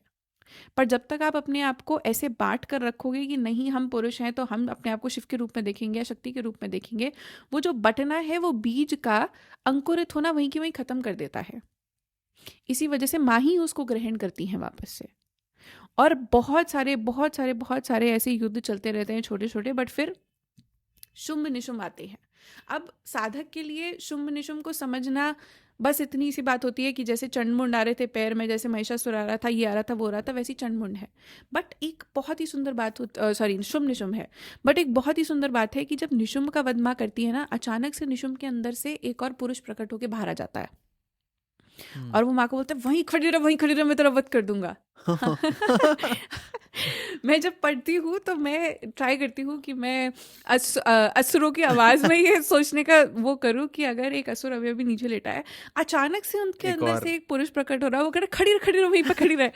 तो मैं कही ये चाहता क्या है? अब अगेन कमिंग बैक टू कि how to understand what these are saying, क्योंकि बिना अंडरस्टैंड करे ये सब नॉर्मल स्टोरीज है। जब आप फिलॉसफी पढ़ते हो, भैरव तंत्र पढ़ते हो, शिव सूत्र पढ़ते हो, या फिर वेदांत को पढ़ते हो, उसमें आपको अपने अंदर के मल पता चलते हैं। 3 मल होते हैं। वो 3 मल शुंभ निशुंभ और वो अंदर का पुरुष होता है, जो कि आपके सेल्फ को यहाँ पर हर चीज़ से थोड़ा थोड़ा डिपेंडेंट करके रखते हैं। आडम मल होता है, माई मल होता है, कार्म मल होता है, जो कि आपको हर चीज़ से कुछ ना कुछ डिराइव करके रखते हैं, जिसको हम फ्री विल कहते हैं। वो एक्चुअल में कभी फ्री है नहीं, क्योंकि हम इन मलों में फंसे हुए हैं। हम अपनी आइडेंटिटी को किसी ना किसी चीज़ से बांध कर रख रहे हैं। जब वो तीनों चीज़ें हटती हैं, तब जाकर जब शुंभ का वध होने वाला होता है, अचानक से लिखा आता है वहाँ पर, शुंभ अचानक से आकाश में जाकर खड़ा हुआ और माँ भी आकाश में जाकर उसके साथ युद्ध करने लगी। और जैसे ही शुंभ का वध हुआ, सारी नदियां जो है फिर से बहने लगी, चहचहाने लगी, ये होने लगा। पूरी सप्तशती में कहीं पे नहीं आया कि नदियां रुकी हुई हैं, बट शुंभ के वध के बाद अचानक से एक लाइन आती है, श्लोक आता है कि नदियां बहने लगी, सब कुछ अपने हिसाब से बहने करने लगा। दैट इज नदी आर इक्विवेलेंट टू योर अंदर की नाड़ियां। जैसे ही रुद्रग्रंथि खुलेगी, जैसे ही वो मल आपके शरीर से खत्म होंगे, सब कुछ चैनल अपने आप ही खुल जाएंगे, एंड प्रकृति and you will B literally one. उस दिन ब्रह्मांड बाहर का ये जो पूरा ब्रह्म है, अपने अंदर का ब्रह्म है, पिंडांड, ये सब एक हो जाएगा और बीच में ये जो परत है ये 25 तत्वों की, ये रहेगी नहीं। नाउ कमिंग टू 25 तत्व, मणिद्वीप के बारे में जब हम बात करते हैं तो मणिद्वीप में वो जो श्रीनगर है जहाँ पे माँ रहती हैं, श्रीनगर के 25 दीवारें बताई जाती हैं। 25 दीवारें क्या है? आपके शरीर के 25 तत्व हैं। और वो भी माँ का जो वास है, वो जो पूरा पंच ब्रह्म का आसन है, वो सब भी आपके अंदर ही है। माँ का सुमेरु भी आपके अंदर ही है। तो वो जो 25 चीज़ें हैं, उसका जो भेद है उसको हटाने के लिए शुंभ निशुंभ, अंदर के असुर का, रक्त बीज का, चंड का, मुंड का, धूम्रलोचन का, हर चीज़ का वध करना पड़ेगा। बट तत्पर रहना पड़ेगा वध करने के लिए। हर चीज़ जो हो रही है वो एक बैटल ग्राउंड में इसलिए हो रही है क्योंकि सबसे पहले आपको योद्धा बनना पड़ेगा और योद्धा बनने की ट्रेनिंग लेनी पड़ेगी। हर कोई तो योद्धा नहीं बन सकता। इतना साहस भी तो होना चाहिए ना एक योद्धा बनने राइट। के लिए। हाँ। पहले तो आप अपने अंदर साहस लेके आओ कि हाँ मैं योद्धा बनूंगा, हाँ मैं रणभूमि में जाऊंगा, और उसके बाद मैं रणभूमि में जब मुझे मेरे सामने लोग मरते हुए दिखेंगे, चाहे वो मेरे अपने ही क्यों ना हो, मैं वहीं खड़ा रहूंगा। तब जाकर मुझको वो ज्ञान मिलेगा, चाहे वो कृष्ण से हो, चाहे वो काली से हो, चाहे वो ललिता त्रिपुर सुंदरी से हो, चाहे वो किसी से भी हो, मुझे तब वो ज्ञान मिलेगा। बट मेरे को चूज करना पड़ेगा पुरुष से पुरुषोत्तम में जाना। और अगर मैं ये चूज़ कर रहा हूँ कि मैं पुरुष से पुरुषोत्तम बनना चाहता हूँ, फिर इसमें मैं नहीं आएगा बीच में कि मेरे लिए ये कन्वीनियंट नहीं है कि आज की जो रियलिटी माँ ने मुझे दिखाई है वो मुझे अच्छी नहीं लग रही है। Sorry, Maa is too harsh on me and I don't want to do this. That is Durga Saptashati for you. I am sorry, मैं दुर्गा सप्तशती करूँ तो मैं 13 दिन भी अगर 13 अध्यायों में लगाऊं तो मेरे लिए बहुत कम है। कम वो मेरा होगा। जीवन ही कम है वो दुर्गा सप्तशती को समझाने के लिए, because every time I talk about it, it's so exuberant, it's so detailed कि छोटे से पॉडकास्ट में बात करना मेरे लिए बहुत course. मुश्किल है। बट आई ट्राइड कि अगर आप धीरे धीरे करके योग के पाथ पे चलोगे, अपने आप को अपलिफ्ट करने के पाथ पे चलोगे, तो Durga Saptashati is equivalently good to guide you as Gita. Again, जब हम गीता पढ़ रहे हैं तब भी ये श्योरिटी नहीं है कि लोग एक्चुअल में गीता को समझ पा रहे हैं। क्योंकि आधे लोग बस ये कह रहे हैं कि कृष्ण भगवान ने ये कहा, वो कहा, ये कहा, वो कहा। कृष्ण भगवान बनने के लिए क्या कह रहे हैं वो कब बनोगे? और गीता पढ़ने के बाद भी जो ये व्यक्ति है कह रहा है कि नहीं कल की अवतार आएंगे, तो फिर वही बात है कि पॉइंट क्या है ये सब पढ़ने का। So, because you said Maya, so now let's try to understand. I mean, it's very difficult to put in words Of course. because everything, like just say, even if I'm speaking right now, that's also Maya. You're listening to it. Someone is watching, it's also Maya. Everything is Maya. So, हम इतना ज़्यादा घिरे हुए हैं इससे. It's coded so nicely. और ऐसे जब बात की जाती है कहीं पे तो वो बोला जाता है पर्दा है, कि इट्स लाइक अ वेल, कि एक हल्का सा पर्दा है. अब वो हल्का सा पर्दा इतना मुश्किल है समझना कि जब आप वैसे पर्दा सोचो कि आपके ऊपर कोई पर्दा आ जाए तो आपको दिख जाता है कि चलो हटाया और उस तरफ दिख गया. तो ये जो हटाने वाली जर्नी है कि मैं ये पर्दा हटा के देख सकूं उस तरफ क्या है. How can we put this in words and understand कि ये माया कहाँ कि क्या. वो नेट का पर्दा नहीं है, ऐसा समझो कारपेट पड़ा हुआ है ऊपर, तो वो बाहर की चीज़ दिख ही नहीं रही है। हाँ एक्चुअली द थिंग इज़ कि आपने बोला कि हम जब बात कर रहे हैं हमारी शब्द भी माया है, ये सब माया है। बट प्राइमरी चीज़ जो इस्टेब्लिश करने की होती है, जो कि सिर्फ और सिर्फ क्रिया करके, क्रिया मतलब क्रिया योग नहीं, आपका कर्म वाली क्रिया करके ही समझ में आती है। जब आप इस मार्ग पे एक थॉट प्रोसेस के साथ चलोगे, यम में आओगे, नियम में आओगे, इन सब में आओगे, तब एक बात समझने की होती है कि आप जो भी करोगे वो शरीर के थ्रू करोगे, या शरीर में करोगे, या शरीर से करोगे। और अगर आप शरीर में आए हो तो आपका सेल्फ जो है वो ये शरीर तो नहीं है, इतना तो हर जगह बताया गया और इतना तो आपको भी कभी ना कभी जीवन में रियलाइज हो ही जाता है। तो अगर आपका जो सेल्फ है वो इस शरीर पे, इस जीवन में आश्रित है, तो वो आश्रित जो होना है वो ये समझना होता है कि आपका सेल्फ जब थोड़ा बहुत भी इस शरीर पे आश्रित है तो आपको कहीं ना कहीं चीज़ों पे आश्रित होकर रहना पड़ेगा। इस शरीर को बनाए रखने के लिए सांस पे आश्रित होना रहेगा, शरीर का पोषण करने के लिए खाने पे रहना पड़ेगा, पानी पे रहना पड़ेगा। चाहे आप खाने को पीने को कितना भी माया कह दो, आपका शरीर आश्रित तो है ना उस पर। हवा को माया कह दो पर वो भी आश्रित है। तो जब तक ये शरीर, आपका सेल्फ इस शरीर पर आश्रित है, तो आपको थोड़ी थोड़ी चीज़ों पर आश्रित होना पड़ेगा। बट अगेन, किसी चीज़ से अटैच्ड होना और अपनी आइडेंटिटी उस चीज़ से रिलेट करना इज़ अ डिफरेंट थिंग। और ये जानना कि वो माया है, येट मुझे इस पर आश्रित होकर इस यहाँ पे रहना पड़ेगा, इस प्लेन में रहना पड़ेगा, इज़ अ डिफरेंट थिंग। जब आप इस बोध में आते हो कि आपके शरीर को कुछ वस्तुओं की आवश्यकता है और फिर आप अपना काम करते हो, तो एक अलग एस्पेक्ट होता है। बट जस्ट बिकॉज इस शरीर को आवश्यकता है मैं उसको होल्ड करके रख लूँ, that is a totally different mentality. तो एक होल्डर ना बन के एक अवेकन्ड पर्सन बनना पड़ेगा, जहाँ पे ये समझना पड़ेगा कि माया में रह रहे हैं तो माया की आवश्यकता होगी, पर ना तो इस माया को अपने आप से एसोसिएट कर सकते, ना अपने आप को इस माया से एसोसिएट कर सकते। मतलब neither I let the maya मतलब be my identity, neither I let my identity be the maya जो कि आसपास हमें दिखती है होती हुई। ठीक है, मेरे को अपने सेल्फ को अवेकन करना है, मैं माया ही उसमें फंसा कर नहीं रख सकता। तो उसको समझने का सबसे पहला एस्पेक्ट यही होता है कि पहली बात तो यहाँ पर जो एक एक्सटर्नल फैक्टर होता है वो आता ही आता है, दैट इज डिवाइन इंटरवेंशन। आता ही आता है। जब सुरत और समाधि पूछने गए हैं ऋषि मेधा से कि सर देखो ऐसी बात है और हम थोड़े परेशान हैं, हम अपने विचारों से बाहर नहीं आ पा रहे हैं, वो उनको सब कुछ समझाते हैं कि स्टार्टिंग से चलते हैं कि 2-3 टाइप के जानवर तुमको सृष्टि में मिलेंगे, पशु पक्षी मिलेंगे। एक जो रात को नहीं देख सकते, एक जो सुबह नहीं देख सकते, एक जो दोनों टाइम देख सकते हैं। ठीक है, तो ये जो सृष्टि है ये भिन्न भिन्न प्रकार की बनी हुई है, और ये इसी वजह से बनी हुई है क्योंकि ये पूरा महामाया का खेला है। महामाया के खेले को कैसे समझना है, आओ मैं समझाता हूँ। तो ये जो एक डिवाइन इंटरवेंशन है कि सरेंडर करना जो सृष्टि में प्रकृति में हो रहा है, और उस सरेंडर के साथ ये पॉइंट लेकर आना कि मेरे साथ ऐसा क्यों हो रहा है और मैं इसे करने से कैसे रोक सकता हूँ, वो आपके अंदर का डिवाइन इंटरवेंशन होता है। डिवाइन इंटरवेंशन भी ऐसा नहीं कि मतलब भगवान आके बोलेंगे कि चलो कुछ करो, नहीं। वो जो डिवाइन इंटरवेंशन है साथ में सरेंडर करते हुए, ऐसा नहीं कि आप प्रकृति आपके साथ कुछ कर रही है, कुछ इवेंट्स हो रहे हैं और आप प्रकृति को ही गाली देने लगो तूने मेरे साथ ऐसा कैसे कर दिया, ये भी नहीं होना चाहिए। टू अंडरस्टैंड कि ये खेला हमसे बहुत बड़ा है, and to respect it and to see it unfold, that is the divine intervention that is needed. क्योंकि अगर हनुमान जी भी, अगर मैं सारे सबको एक साथ लेकर चलती हूँ, अगर हाँ हनुमान जी भी अगर अशोक वाटिका में पहुंचे हैं, हनुमान जी को पता है कि श्री राम की पत्नी की बात हो रही है, मदर ऑफ द यूनिवर्स की बात हो रही है। चलो ये भी कह सकते हैं कि उनको नहीं पता अभी कि माता जननी है, उनकी बात हो रही है, बट हनुमान जी भी वहां पर जाकर उस प्रकृति को, चाहे उनके हाथ में मुद्रिका है और माँ तब अकेली होती है, तब रावण नहीं होता वहां पे, हनुमान जी जब बैठकर देख रहे होते हैं, पूरा खेला देखते हैं हनुमान जी। मतलब लिटरली रावण के सामने आ चुके हैं हनुमान जी, अशोक वाटिका को अप्रूव कर दिया, थोड़ी देर बाद में ही उनने सब खेला कर दिया उनने। बट उससे पहले उनको एक बड़ी अच्छी लीला करनी है, जो कि ये है, जैसे ही माता को देखा, जान लिया कि ये सीता है, क्योंकि आसपास की जो राक्षसी है वो कह रही थी सीता, जान लिया सब कुछ, फिर भी हनुमान जी वहां पर बैठकर ऐसे स्पेक्टेटर की तरह देख रहे हैं कि ये माता जो कि इतना बड़ा सत्य है, ये ऐसे तिनका उठा के रावण की तरफ इसकी आड़ से क्यों देख रही है, इसका क्या रीजन हो सकता है। अब क्या हो रहा है, ये माता पूरी जगत की जननी है, फिर भी ये रो रही है, किस लिए, कि श्री राम आएंगे या नहीं आएंगे। ऑब्वियसली श्री राम आएंगे।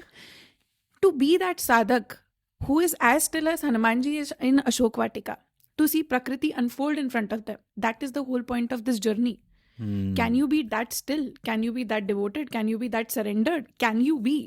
और अगर आप हो सकते हो, अगर आपको इतना भी भरोसा है अपने ऊपर, तब इस बात पे चलना शुरू करो, तब वो माया आपके सामने खुलेगी कि आओ मैं तुम्हें दिखाती हूँ कि मैं तुम्हें नवनिधि भी दे सकती हूँ, अष्ट सिद्धि भी दे सकती हूँ। मैं इस रावण का जो पूरा खात्मा है वो एक दृष्टि से कर सकती हूँ, फिर भी मैं एक छोटे से तिनके की आड़ से उसको देखूंगी। जब इसका वो जो अलग अलग प्रकार के रावण होते हैं, मई रावण, अहि रावण, ये सब रावण आएंगे, उनमें से एक में मैं भद्रकाली का रूप रख के उसको भी ध्वस्त कर दूंगी, मैं तुम्हें सब दिखाऊंगी। क्या तुम शांति से बैठकर देख सकते हो? The whole point is, can you be that devoted? दिन के एंड में हमेशा यही क्वेश्चन होगा। और अगर आप अपने आप को उतना डिवोटेड समझ सकते हो, या फिर अपने अंदर थोड़ी बहुत भी एक कैपेसिटी, कैपेबिलिटी इमेजिन कर सकते हो कि मैं हनुमान जी बन सकता हूँ, तब इस बात पे चलो, तब वो माया का पर्दा उठाने का प्रयास करो। क्योंकि माया का पर्दा उठाने के बाद वो सारे असुरों की सेना आपके सामने खड़ी होगी और तुम्हें उनसे लड़ना पड़ेगा। हाँ, अरे Exactly, yeah. वही So, कह रहे हैं ना, yeah, people talk in metaphors, people talk in different kind of ways, I am using these kathas to communicate. yeah, as soon as you take off that veil, सामने असुरों की सेना खड़ी होगी, हाथ में तलवार लिए, किसी के पास त्रिशूल होगा, किसी के पास पाश होगा, किसी के पास एक वो गोड होगा, कुछ भी होगा, और तुमको केपेबल बनाया जाएगा, तुम उन सबसे लड़ सको। पर क्या हाँ, तुम अपने आप को इतना केपेबल समझते हो कि तुम उस लड़ाई के लिए तैयार हो और उस रणभूमि में जाने के लिए तैयार हो? Hmm, everything is right in front of you. हर प्रकार का असुर आपको आपके जीवन में दिखता ही दिखता है। कुंभकर्ण दिखता है जो सिर्फ और सिर्फ खाने के लिए जीता है। हाँ, एक असुर जो बगलामुखी माँ के पास होता है, जो कि उसके पास इतने शब्द होते हैं, इतने शब्द होते हैं, फिर भी उसको इतनी अंदर से एक वॉइड फील होता है कि वो हर जगह उन शब्दों का प्रयोग कर करके अपना ही खात्मा कर रहा होता है और उसको खुद नहीं पता होता। हम्म, हर प्रकार का असुर आपको इस जीवन में दिखता है और अपने अंदर दिखता है। और जब एक ऐसे पाथ पे आते हो जहाँ पे हनुमान जी बनने के रास्ते में होते हो, तब वो हर असुर आपको खुद में ही दिखता है। कि जब मैं बाहर निकला देखने के लिए कि गलत कौन है, सबसे पहले गलत मैं ही दिखा खुद को। सबसे yeah, पहले मैं ही दिखा खुद yeah, को। हम्म, बट इसके लिए मैं कल परसों I was researching about something and I found a very beautiful Doha from Ramcharitmanas that said कि श्री राम का साथ अगर होता है तो बंदर को भी, बंदर जो है अगर वो एक पहाड़ है तो उसको भी पंख लग जाते हैं। हमें बहुत सारी महाभारत वगैरह स्टोरीज में पता चलता है कि पहले पहाड़ों के पास पंख हुआ करते थे। पहाड़ used to travel from one place और द अदर, oh, और क्योंकि बहुत ज़्यादा डिस्टर्बेंस हो रहा है, उनका उठना बैठना ये सब हो रहा है, इंद्र उनके पंख काट देते हैं। oh, बट okay, अगर आपके पास वो श्री राम है आपके साथ, तो आपके पहाड़ों को वो कटे हुए पंख भी वापस आ जाते हैं। दैट इज़ बेसिकली कि अगर आपकी इंद्रियां इधर उधर फड़क रही होती हैं, सब कुछ हो रहा होता है, तो अगर आपका ट्रू सेल्फ ये है जो कि इम्पॉसिबल है इमेजिन करना, अनइमेजिनेबल है, पहाड़ के पास पंख, yeah, अगर आपका ट्रू सेल्फ इतना अनइमेजिनेबल और इतना ब्यूटिफुल है, तो अगर आप अपने सेंसेस को ऐसे स्कैटर करके रखोगे, तो वो इंद्र जो है, जो इन सब सेंसेस का मालिक है, इन सब सेंसेस का देवता है, वो उन पंखों को काट देगा, क्योंकि आप फोकस्ड ही नहीं हो। But if you are focused enough, Indra कुछ नहीं कर सकते, श्री राम ही आपको वो आके पंख दे देंगे। But again, are you capable enough to devote yourself, to devote yourself, yeah, like yourself and yourself yourself, into it? That is the whole question. वरना ये माया पर्दा ये सब मैटर करता ही नहीं है। चुपचाप से जहाँ जी रहे हो वहाँ जीते रहो। बट इसमें ये कंफ्यूजन है ना कि जैसे एक तो ये कि ये जैसे आपने बोला कि जैसे आप पर्दा हटाओगे वो खड़े होंगे सामने सामने, खड़े होंगे, हाँ। बट ये कहाँ जाएगा ये रास्ता? कहीं तो जाएगा ना, ये कहाँ है? आनंद की ओर जाएगा, आनंद की ओर जाएगा। The ultimate ultimate ultimate goal is the bliss, सर्वानंद, सर्वानंद, परम आनंद, सर्वानंद, आनंद ही आनंद। आनंद इज द अल्टीमेट गोल। माँ अपने अलग अलग रूप दिखाती है, बट फिर भी निराकार स्वरूप में सबसे सर्वोत्तम अपने आप को बताती है कि मैं साकार रूप में ये भी बन सकती हूँ, ये भी बन सकती हूँ, ये भी बन सकती हूँ, ये भी बन सकती हूँ। अगर मैं काली के रूप में हूँ, लेफ्ट हाथ से राइट हाथ में आएगा, मैं काली का दक्षिण काली से कुछ और काली बन जाऊंगी, भद्र काली बन जाऊंगी, ये काली बन जाऊंगी, वो काली बन जाऊंगी।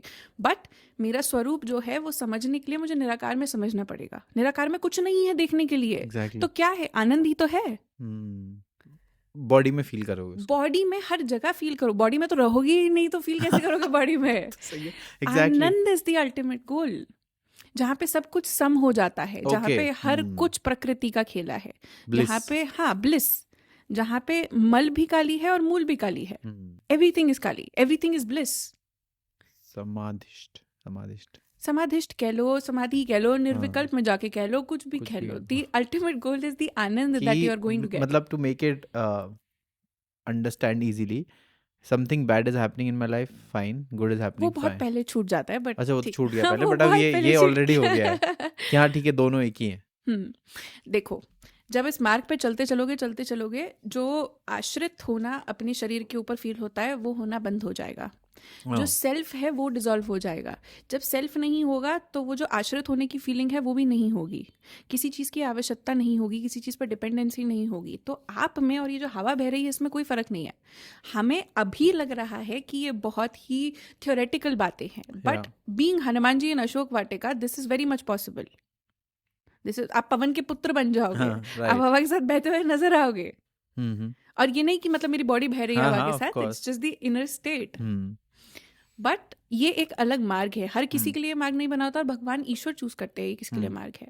बट अगर हम एक स्टेप पीछे आते हैं, माया का अगर पर्दा भी हटाते हैं, तो वो भी हमें पुरुषोत्तम बनने में, एक योद्धा बनने में हेल्प करता है। हम्म तो अगर हम योद्धा तक भी सीमित हैं और अपने राज्य को चला रहे हैं एक अच्छा योद्धा बन के, दैट इज ऑल्सो गुड। तो हम्म उसके लिए भी ये शास्त्र काम आते हैं, क्योंकि आपको अधर्म और धर्म के बीच का डिफरेंस समझाते हैं। राइट क्योंकि इट्स नेवर अबाउट कि जो सही है वो धर्म है, या फिर ये अच्छा है ये बुरा है वो धर्म है। धर्म इससे बहुत परे है, क्योंकि सही गलत के बाद आपको स्वधर्म, विशेष धर्म, ये सारी भी चीज़ें दिखती हैं। जो आपका स्वधर्म है वो किसी और के लिए धर्म नहीं होगा। राइट तो बहुत सारी चीज़ें और आती हैं, और उन सबको समझना, सबके बीच में सम रहना, और उसके बाद एक स्टेट पे उठना जहाँ पे आप पुरुषोत्तम बन चुके हो, that is also good enough. You don't have to be a sadhu और a sant. You can be a yoddha, and you can be a very good yoddha in your particular reign या फिर इन योर पर्टिकुलर फील्ड। हम्म उसके लिए भी ये सारी चीज़ें काम आ रही है, अलग अलग लेवल पे काम आ रही है। अगर तमस, रजस, सतव है, तो ये जो पुराण, ये सारे ग्रंथ है, ये सब भी ये 3 लेवल पे ही खुल रहे हैं, हम्म डिपेंडिंग अपॉन द साधक की बुद्धि। अगर साधक को यहीं रहना है, आजकल आप देखते होगे कि अपने बेनिफिट के हिसाब से साधक जो है वो पुराणों में से वो चीज़ें उठा के वही चीज़ कोट करता है। That is Tamas for you. The ज्ञान इज बीइंग यूज्ड बाय अ तमस से चली हुई बुद्धि। बट अगर वो रजस में आएंगे तो एक योद्धा की तरह उसको यूज करेंगे, कि कृष्ण भगवान ने बताया कि अपनी ड्यूटी से नहीं हटना है तो नहीं हटना है, दैट इज रजस फॉर यू। पर कृष्ण भगवान कह रहे हैं पुरुषोत्तम ही बन जाओ, मैं बन जाओ, दैट इज सतव फॉर यू, कि तुम कृष्ण ही बन गए उस ज्ञान से। तो जिस प्रकार का बुद्धि का स्तर है, उसी हिसाब से वो ज्ञान को परसीव किया जाएगा। हम्म पर everything can not be black and white. या ये पूरी सृष्टि जो है वो ब्लैक एंड वाइट के स्पेक्ट्रम के बीच में बनी हुई है। अगर आपको ब्लैक एंड वाइट में जीना है, तो आपको अद्वैत सिद्धांत को धारण करना पड़ेगा और जीना भी पड़ेगा फिर उसको उसके तरीके से। फिर आप ये नहीं कह सकते कि आज मैं अद्वैत के हिसाब से जी रहा हूँ, कल कल द्वैत मैं द्वैत के हिसाब से जी रहा हूँ, उसके बाद तो मैं मतलब एक अलग द्वैत के आगे भी कुछ हो तो बता दो, अगर अनफोल्ड करके बन रहा हो तो। हम्म तो ये सबसे बड़ी दिक्कत है कि हम, द्वैत का मार्ग आपको अद्वैत में लेके जा रहा है, पर फिर भी हम डैबल कर रहे हैं। आज में हम द्वैत में रहेंगे, कल हम अद्वैत में रहेंगे। हमारी अपने चीज़ों को सूट करने के लिए विचारधारा अद्वैत से आती है, बट हमें द्वैत में रहना है और हम इस चीज़ को छोड़ने को तैयार नहीं है। तो ये जो फ्रिक्शन है, ये द्वैत का जो फ्रिक्शन है, ये इतना ज़्यादा है कि पर्दा हटा के देखने से डर लगता है और पर्दा रखने से घुटन लगती है। तो ये जो बीच का स्टेट है, थोड़ा सा इस पे काम करना चाहिए लोगों को। और ये काम अपने शास्त्रों को पढ़ के ही होगा, अपने बौद्धिक स्तर को बढ़ाकर होगा। ओके अभी आपने जब इंद्र बोला तो मेरे दिमाग में ऐसे कहीं और से कुछ आया कि ये इतना कंफ्यूजिंग है कभी कभी कि जैसे हम बोलते हैं इंद्र को, जब हम समझते हैं तो इंद्र में हम बोलते हैं कि हमारी जो इंद्रियां हैं उसका एक वो है, तो चलो समथिंग इंटरनल है which is related to our senses. अगर हमने अपने सेंसेस को कर लिया है हम्म कंट्रोल तो वो भी सॉर्टेड है। But at the same time we are when we are invoking, let's say we are doing, हम कोई क्रिया कर रहे हैं और उससे पहले हम इन्वोक कर रहे हैं, तब उस इन्वोकिंग में हम दिक्पालों को जो इन्वोक करते हैं उसमें भी इंद्र है। अब हम्म ये समझना कि अरे ये तो अंदर था, अभी ये बाहर कहाँ से आ गया, ये तो दिशा बन गई, दिशा से। कहा ना, तमस, रजस और सतव के लेवल पे चल रहा है। हम्म ठीक है, अगर श्री विद्या भी अगर आप बात करते हो, श्री विद्या भी अलग अलग तरीकों से लोग कर रहे हैं। कुछ लोग यज्ञ कर रहे हैं, कुछ लोग लिटरली कुछ भी ये साधन यूज नहीं कर रहे हैं, माँ को अपने अंदर हम्म देखने का प्रयास कर रहे हैं। कितने गुरु हैं जो कि अभी इस पॉइंट ऑफ टाइम पर मुझे बहुत अच्छा लगता है, जो कि माला देते ही नहीं है अपने शिष्य को। हाँ बोल रहे हैं मंत्र को अपना भगवान बनाओ और उनको पूजना शुरू करो। हम्म जितनी बार करना है, 10 बार करना है, 15 बार करना है, 20 बार करना है, तुम्हारी मर्जी। मैं कुछ नहीं कहने वाला तुमको, बस मंत्र हाँ को अपने आप को डिवोट कर दो, या सरेंडर कर दो उसको तरफ। तो यज्ञ भी हो रहे हैं, तंत्र भी हो रहा है, जो अपने 5 वो होते हैं वो भी हो रहे हैं साथ में, अलग अलग प्रकार के आचार हैं उसमें सब काम हो रहे हाँ हैं। राइट तो इसका मतलब ये नहीं कि हम ऊंचा नीचा कुछ कहेंगे। हम बस ये कह रहे हैं कि हम जिस तरीके से समझ रहे हैं पुराणों को, हम तुम्हें उस तरीके से समझा सकते हैं। दैट इज कि हर किसी चीज़ को तुम्हारे अंदर ही जाना है और अंदर ही सब कुछ होना है। तो आज नहीं तो कल थोड़ा सा समझ लो तो अच्छा रहेगा, वरना फिर तो माँ कभी ना कभी तो समझा देगी, अगर उन्हें समझाना होगा तो। ओके ठीक है, थोड़ा सा इसको let's make it little more scientific of for course. People to digest it. कि जब हम बात करें, जैसे वी स्पोक अबाउट माया, ठीक है, and we perceive only this limited few hundred meters around us at a given point in time. Let's say हम मैक्स आउट भी कर जाएं तो धरती घूम लेंगे, मतलब इस फिजिकल बॉडी में। धरती देख ली कि चलो हाँ ठीक है, वही आसमान है, वही पानी, हर जगह वही सेम पैटर्न है, माउंटेन्स यहाँ भी हैं, यहाँ डेजर्ट है, ये है वो है। अब हम जब इसको पढ़ने जाते हैं तो हमें लगता है कि हाँ अच्छा ठीक है, 7 कॉन्टिनेंट्स हैं, ये है, तो मैंने कहा ठीक है, वहीं लिमिट हो गई ज्योग्राफी की, ये है। हम्म, अब उसके पीछे पहली बात तो जैसे हम बोलते हैं कि ये माया है, तो अब वो सोचना कि किसी ने ये बनाया, इतना सुंदर बनाया, क्यों बनाया भगवान जाने, वही ओके। जाने जिसने बनाया, हम्म, क्यों बनाया, उसमें भी हमारा होना ना हम्म, होना, मतलब एक ही बात है ना, अगर मैं कल ना हूँ तो क्या होगा, कुछ नहीं होगा, धरती वैसे ही चल रही जैसे चलेगी, तो वैसे भी किसी का कोई पॉइंट नहीं है। 800 करोड़ लोग मिलके उल्टा उसको खराब ही कर रहे हैं मेरे हिसाब से। तो ये, और अगर हम यूनिवर्स के उससे भी देखें कि चलो अर्थ है, अब अर्थ में हमने इतनी बड़ी बड़ी बातें कर रखी हैं, ओ हो कि भाई इतना $1 बिलियन हो जाए, इतना ये हो जाए, और उस 12,000 किलोमीटर के डायमीटर से बाहर निकलने की कोई वैल्यू ही नहीं है। हम्म, मतलब the moment you step in space there is no value. हम्म, ऐसे भी अगर देखो, अब मरकरी पे जाके थोड़ी बोल सकते हो कि मैं $2 बिलियन है भाई, मैं ऑफ अगर आ कोर्स। जाऊँ उससे क्या फर्क पड़ने वाला है, कुछ नहीं होएगा। सोलर सिस्टम तो बहुत बड़ी बात है, उससे थोड़ा सा बाहर निकल जाओ तो सब खत्म हो जाता सब है, मतलब खत्म देयर इज हो नो गया, एग्जिस्टेंस। मणिद्वीप आ जाएगा। मणिद्वीप आएगा, मणिद्वीप में तो चलो खैर बहुत कुछ है, बट चिंतामणि ग्रहांतस्था, वहीं पे मिल जाएगा सब कुछ। तो ये जो है पूरा यूनिवर्स का खेल, और उसमें भी हम बोल रहे हैं कि अभी तो 1% ऑब्जर्वेबल यूनिवर्स भी एक्सप्लोर नहीं हुआ है पूरी तरीके से, उसमें कितने मिलियन मिलियन मिलियन मिलियन वो है। और फिर ये सोलर सिस्टम भी चल रहा है, तो ये एक इन्फिनिट स्पेस में मूव होए जा रहा है आगे, अर्थ भी मूव हो, सब अपनी जगह चल रहे हैं, वो मूविंग अर्थ में हम स्टेबिलिटी ढूंढ रहे हैं, जो अर्थ इन्फिनिट स्पेस में सस्पेंडेड है, जिसका कोई सपोर्ट नहीं है ऊपर नीचे, हम उसके अंदर स्टेबल इनकम बना स्टेबिलिटी बना रहे हैं। सो इसका मतलब व्हाट्स ये द सेम पॉइंट, कथा शिव पुराण में है, व्हाट्स पता द है। Point? Same, whatever you are describing here has happened before and it's in Shiv Puran. Okay, Brahma getting so exuberant with the possibilities of endless universes and endless Brahmas is there in Shiv Puran.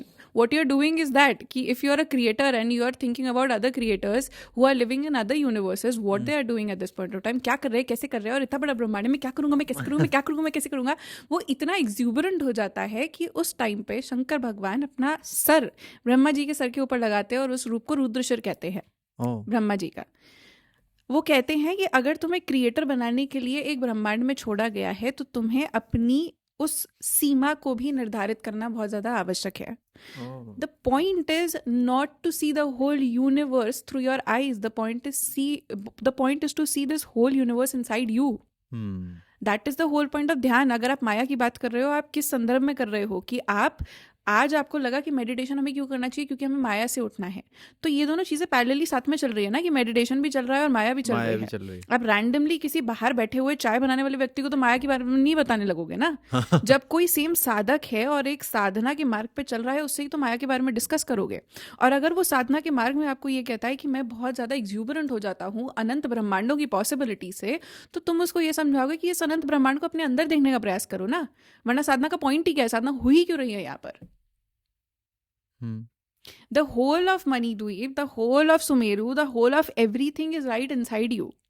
And once you see it, that is the whole point कि geography भी limited है, ये ब्रह्मांड भी limited है, अनंत ब्रह्मांड भी जो है वो भी तो एक जगह पे सीमित है और वो माँ के पास है।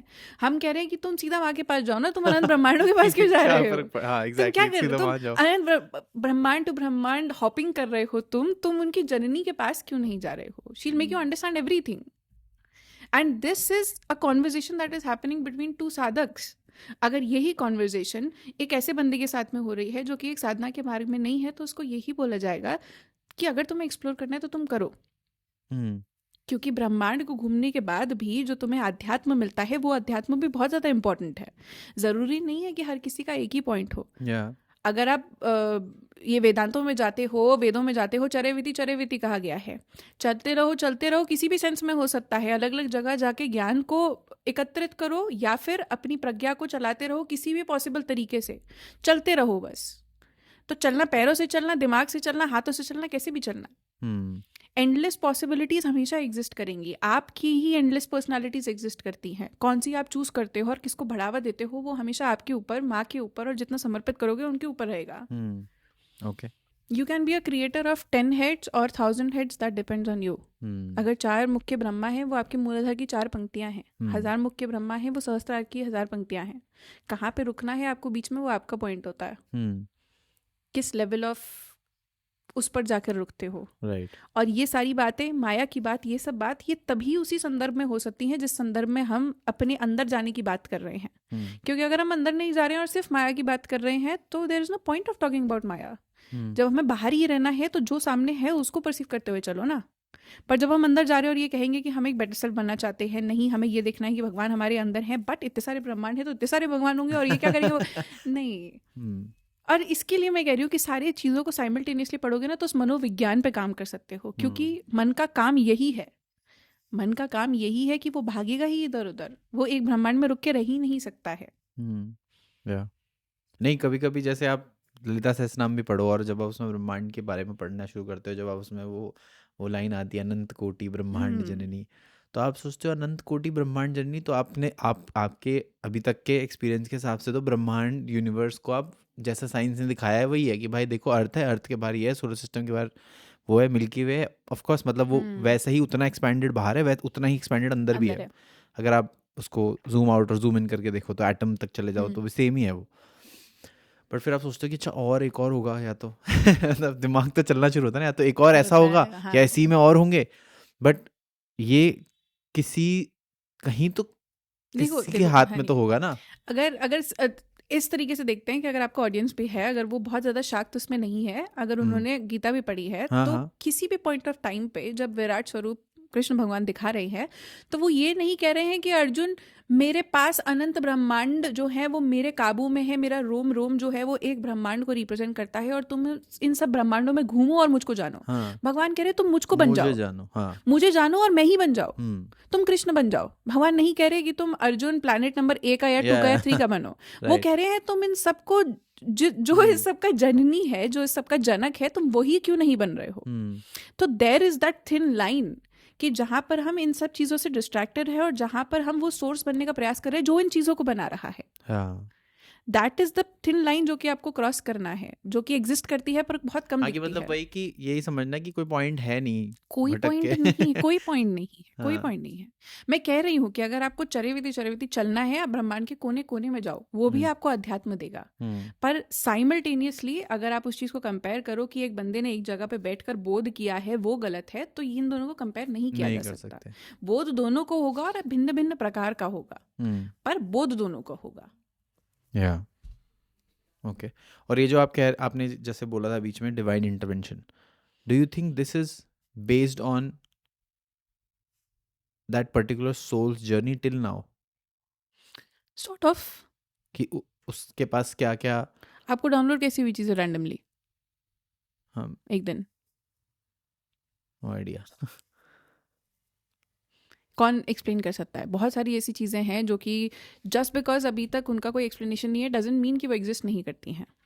इट्स जस्ट कि हमने सही तरीके से सही शब्द अभी ढूंढे नहीं है उस चीज़ को एक्सप्रेस करने के लिए। बहुत पहले ये भी एक बहुत बड़ी इम्पॉसिबल चीज़ थी कि हमारा शरीर दिखता कैसे है, हमारे शरीर के ऑर्गन्स कहाँ पर कैसे हैं, उनको देखना भी एक बहुत बड़ी इम्पॉसिबल टास्क था। बट धीरे धीरे जैसे जैसे विज्ञान ने सब कुछ किया तो हमें ऐसी मशीन्स मिली जो कि हमें शरीर के अंदर दिखा देती हैं। बट सोचो उस टाइम पे जहाँ पर ये सोचना कि मैं तुम्हारे शरीर के अंदर देख सकता हूँ, ऐसा कुछ इम्पॉसिबल। मेरे शरीर के अंदर कौन देख सकता है? जब तक फटेगा नहीं तब तक देख ही नहीं सकता। आजकल बिना फटे सब कुछ देख सकते हैं। क्यों?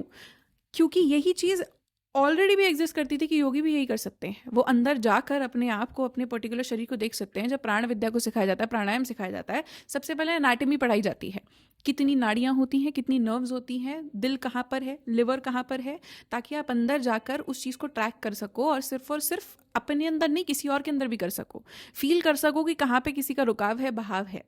मतलब लोग ऐसे जैसे बोलते हैं कि साइंस ने ऐसा कर दिया, साइंस ने वैसा कर दिया और ये सब चीज़ें पुरानी, तो मेरे को वहाँ पे याद आता है कि चलो ठीक है किसी ने एक्सरे मशीन बनाई, पर बनाई ही उस मदद से ना, क्योंकि वो जो पार्टिकल है वो एग्जिस्ट करता है। वो क्वेश्चन भी एंटर हुआ ना, वो बीज एंटर हुआ, वो भी एंटर हुआ। और वो जो आप जिस लाइट के स्पेक्ट्रम की आप बात कर रहे हो वो है ना, तभी तो वो तभी तो आप वो मशीन को यूज एक प्रोसेस है, मतलब वो एग्जिस्ट करता है कि अल्ट्रावायलेट, इंफ्रारेड या एक्सरे जो वो वाली स्पेक्ट्रम है वो ऑलरेडी एग्जिस्ट करती होगी, तभी तो आप वो मशीन यूज कर पा रहे हो, नहीं तो कैसे करोगे? ऑफ कोर्स ऑलरेडी सब कुछ एग्जिस्ट करता है, आप बस आप में फिर वो आया और आपने वो उस पर डेवलप करके फिर वो किया। वो भी चेतना किस लेवल पे खड़ी हुई हम्म है, कितना आप उसे एब्जॉर्ब कर पा रहे हो, क्योंकि अगर आप अपने महिषासुर से अभी तक ग्रस्त हो तो आपकी बुद्धि तो काम कर ही नहीं रही है। हम्म पर अगर आप उस वेल को हटाकर उन चीज़ों को एक्सेप्ट करते हुए आगे बढ़ रहे हो, किसी भी कोई भी इन्वेंटर से मिल लोगे ना, चाहे हाँ वो इलेक्ट्रिसिटी का हो, किसी का भी हो, कोई भी सेन नहीं लगेगा। हाँ, न्यूटन वगैरह को देख लो, दे वर लाइक ऑल सेन नहीं क्रेजी लगेगा पीपल। कोई भी, क्योंकि इस पाथ पे चलना बहुत इजी नहीं होता है। या किसी भी चीज़ को क्रिएट करना इजी नहीं होता है। हर किसी हम्म के अलग अलग डीमंस होते हैं, हम्म हर किसी के होते हैं। पर उनको फेस करना, उनसे आगे बढ़ना और किसी चीज़ को इन्वेंट करना, किसी चीज़ को पैदा करना इंपॉर्टेंट है। हम्म जब हम उस पैदा करने की बात करें ना, यही वो डिफरेंस है जो स्टार्टिंग में मैंने बात करी थी। Just because you can doesn't mean you have to.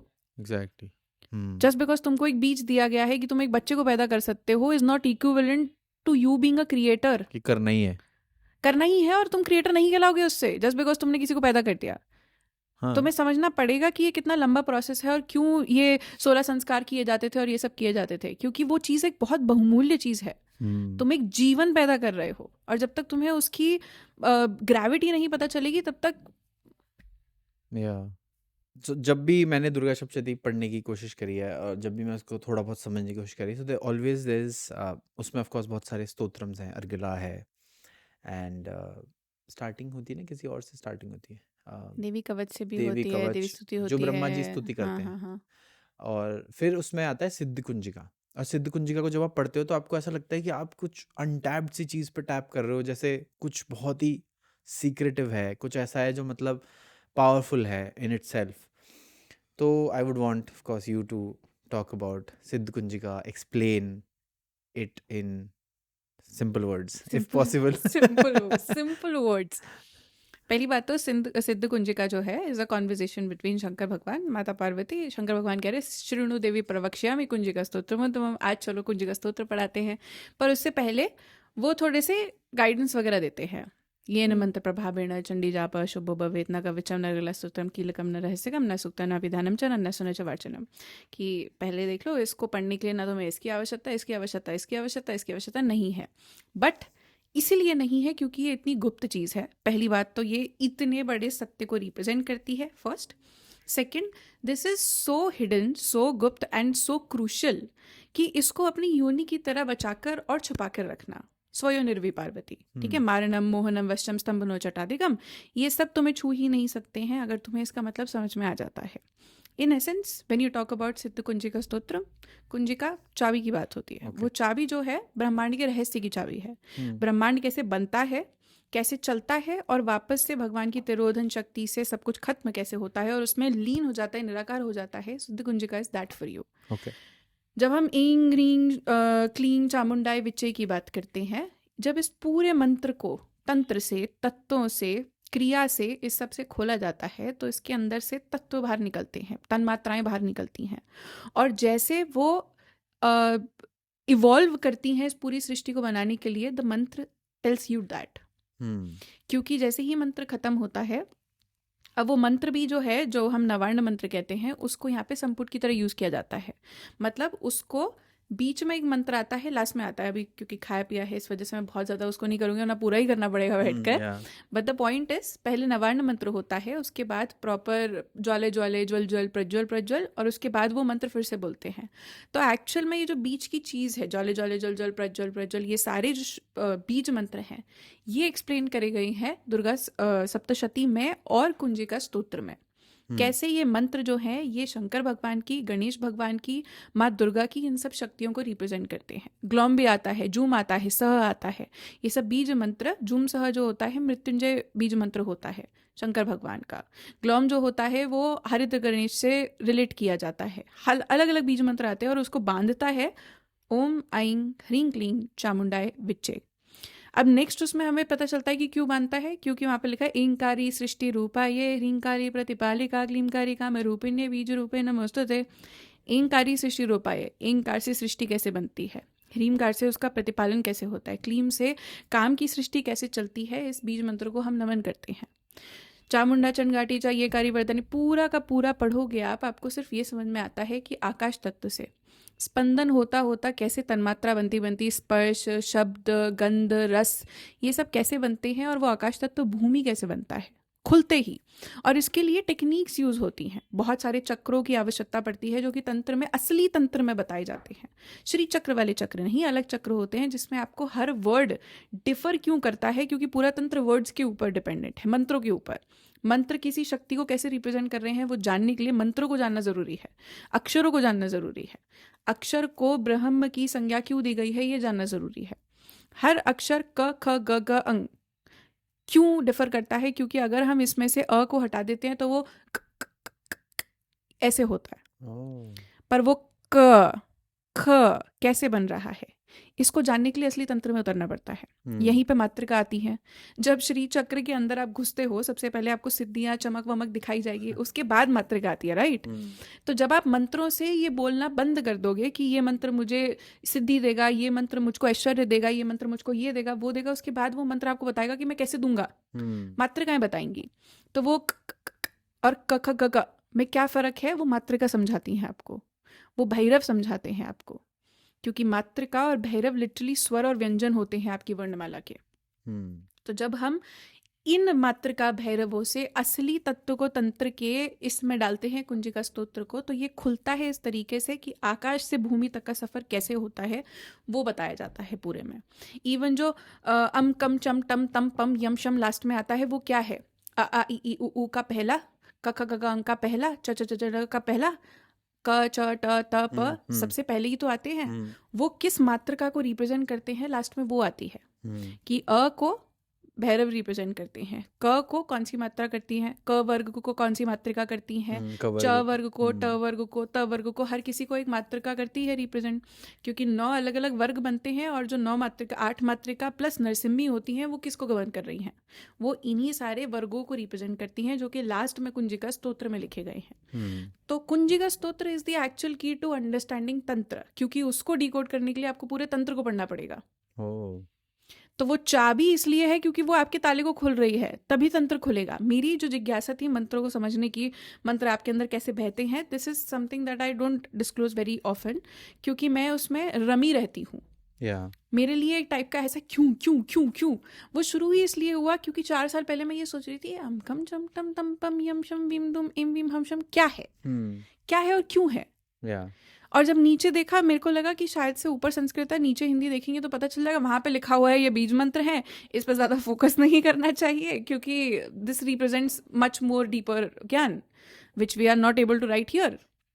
तो वो मैंने कही ये डीपर लिखा हुआ है, कुछ रिप्रेजेंट करता है पर बताने को तैयार नहीं है। कहीं पूछ लिया, कितने लोगों से पूछ लिया जो थोड़ा बहुत जानते थे, कोई नहीं बताया। फिर एक दिन बैठे कि अब तो देखो अब तो बताना पड़ेगा। 4-5 साल लगे हैं मुझको सिर्फ और सिर्फ उस स्टेप पे आने के लिए जो कि कुंजिका को खुलता है। पर क्वेश्चन हमेशा ये शुरू होगा कि अगर कुंजिका की चाबी लगाई गई तो कुंजिका रिप्रेजेंट क्या करता है, वो उसकी चाबी खुलता है आपके लिए। और जिस दिन समझ में आ जाएगा सारे ब्रह्मांड के रहस्य जो कि शंकर भगवान कहते हैं सृष्टि बनती कैसे है, वो उन शब्दों के थ्रू बनाते हैं। क्राम क्रीम क्रूम कालिका देवी, क क्यों आ रहा है, ये वही शब्द हैं जो कि जैसे ललिता सहस्त्रनाम जैसे स्तोत्रों में स्पेसिफिक शब्दों को यूज करके माँ के नाम बनाए जाते हैं। क्योंकि सारे के सारे 51 शब्द यूज नहीं होते, 32 होते हैं, राइट। कौन से 32 शब्द हैं, म क्यों यूज हो रहा है, ख क्यों यूज हो रहा है और कुछ क्यों नहीं यूज हो रहा, उन शब्दों को एक स्पेसिफिक संज्ञा दी गई है उस शक्ति की जो कि आपके अंदर ये बताते हैं कि ब्रह्मांड के रहस्य चलते कैसे हैं, ईंकार से सृष्टि कैसे बन रही है। ईमकार में जो ऐ है वो क्या रिप्रेजेंट करता है, अनुस्वार क्या रिप्रेजेंट करता है। अनुस्वार जो है वो आकाश तत्व है, ऐ जो है वो वायु है। जब आकाश के अंदर वायु का स्पंदन होगा तब जाके सृष्टि जो है वो रूप लेने लगती है अपना, क्योंकि वायु ही आपके लिए ज्ञान लेकर आता है। तभी वो अहंकार जो है वो सृष्टि को रिप्रेजेंट कर रहा है। आपके अंदर वो कहाँ पर है उसको देखना। ये पूरा ब्रह्मांड कैसे चलता है वो आपके अपने अंदर के ब्रह्मांड को समझा देता है Kunjika Stotra, but it is only the key to get you started, it is not the key to tell you everything, you have to work for it. उस काम करने के लिए तो जो जो जो तुम्हें अपनी स्टडी को खोलने की चाबी है वो कुंजिका स्तोत्र है, पर स्टडी में बैठ के पढ़ना पड़ेगा। तो हर चीज क्राम क्रीम क्रूम कालिका देवी शाम शिम शुम में शुभम कुरु श क ख घ, यही क्यों। साथ ही में सारी मात्रिका एक लाइन में क्यों आ रही है, वीम दुम एम वीम हम क्षम क्या है, आपका आग्ना चक्र होता है। पूरा का पूरा कुंजिका स्तोत्र tells you the ascending and the descending प्रलय और लय ऑफ दिस होल यूनिवर्स, चाहे वो आपके तत्वों का हो, चाहे वो आपके तत्वों का हो, चाहे वो आपके चक्रों का हो, चाहे वो आपकी नाड़ियों का हो, चाहे वो किसी भी चीज़ का हो। But the only thing being you have to get started. If you ask me कि मैं एक एक को खोल के बता दूं, मैं एक एक को खोल के बता दूंगी, बट द पॉइंट बीइंग कि हर किसी का ये मार्ग नहीं है समझने का। हर कोई समझना चाहता भी नहीं है। ठीक है, अगर ये जान लिया कि एम जो है वो हमारी बॉडी में ऐसे बह रहा है, अब मैं क्या करूं? एग्जैक्टली। मेरे को मंत्र इसलिए करने हैं क्योंकि मेरे को बोला गया कि ये वाला मंत्र ये करके देगा, इसलिए मैं ये मंत्र कर रहा हूँ। तो किसी की जिज्ञासा नहीं होती इन चीज़ों को जानने की, किसी की होती है, उसको सबसे पहले यही बताया जाता है कि ये ब्रह्मांड के रहस्य खुलता है, क्योंकि उसका explanation like literally next line में दिया होता है कि एम क्या रिप्रेजेंट करता है, ह्रीम क्या करता है, उस ह्रीम को अपनी बॉडी में कैसे देखना है और प्रतिपालन अपने बॉडी के अंदर कैसे देखना है, that is a different subject. क्योंकि ह्रीम भी जिस प्रतिपालन की बात हो रही है वो आपके शरीर के अंदर करवा रहा है। ह्रीम का चैनल इस तरीके से चलता है कि आपके हृदय से पूरा वाम अंग से होता हुआ वो दक्षिण अंग में जाता है। आपके श्रीम जो होता है वो दक्षिण अंग से वाम अंग में आता है। जो चीज़ दक्षिण से वाम में आ रही है, शिव से शक्ति के पास आ रही है, दैट इज़ योर बाहिर माया। जो शक्ति से शिव दिखा रही है, दैट इज़ योर आंतरिक माया, कि कैसे सब कुछ उल्टा चल रहा है। तो ह्रीम और श्रीम कैसे डिफर करते हैं ये प्रॉपर तंत्र में जाके पता चलेगा। एक एक शब्द को खोल के मातृकाओं के आशीर्वाद से और मातृकाओं को जानकर होगा।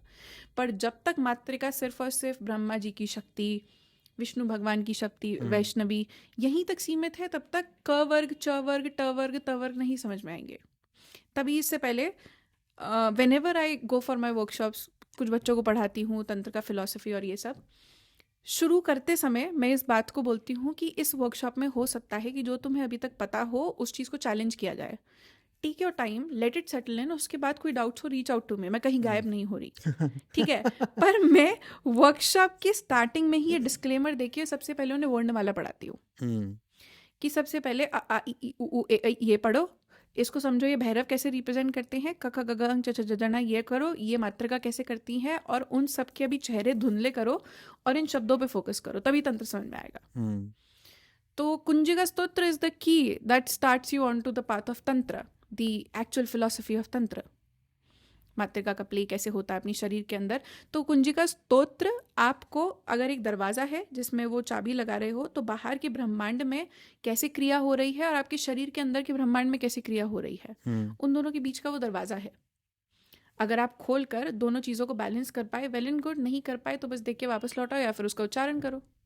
मतलब कभी कभार वो होता है ना, पेंडेंट बना के की का ऐसे टांग के, वो भी करके घूम सकते हो। यू थिंक कि अगर तुम्हें देवी को ऐसे प्रेस करने में खुशी हो रही है, बट अगर तुम्हें जानना है तो फिर पर्दा उठाना तो पड़ेगा। Okay, so thank you so much for thank this you so and much. may the grace be on everyone who's watching, May the including Shakti be us. with you. Great.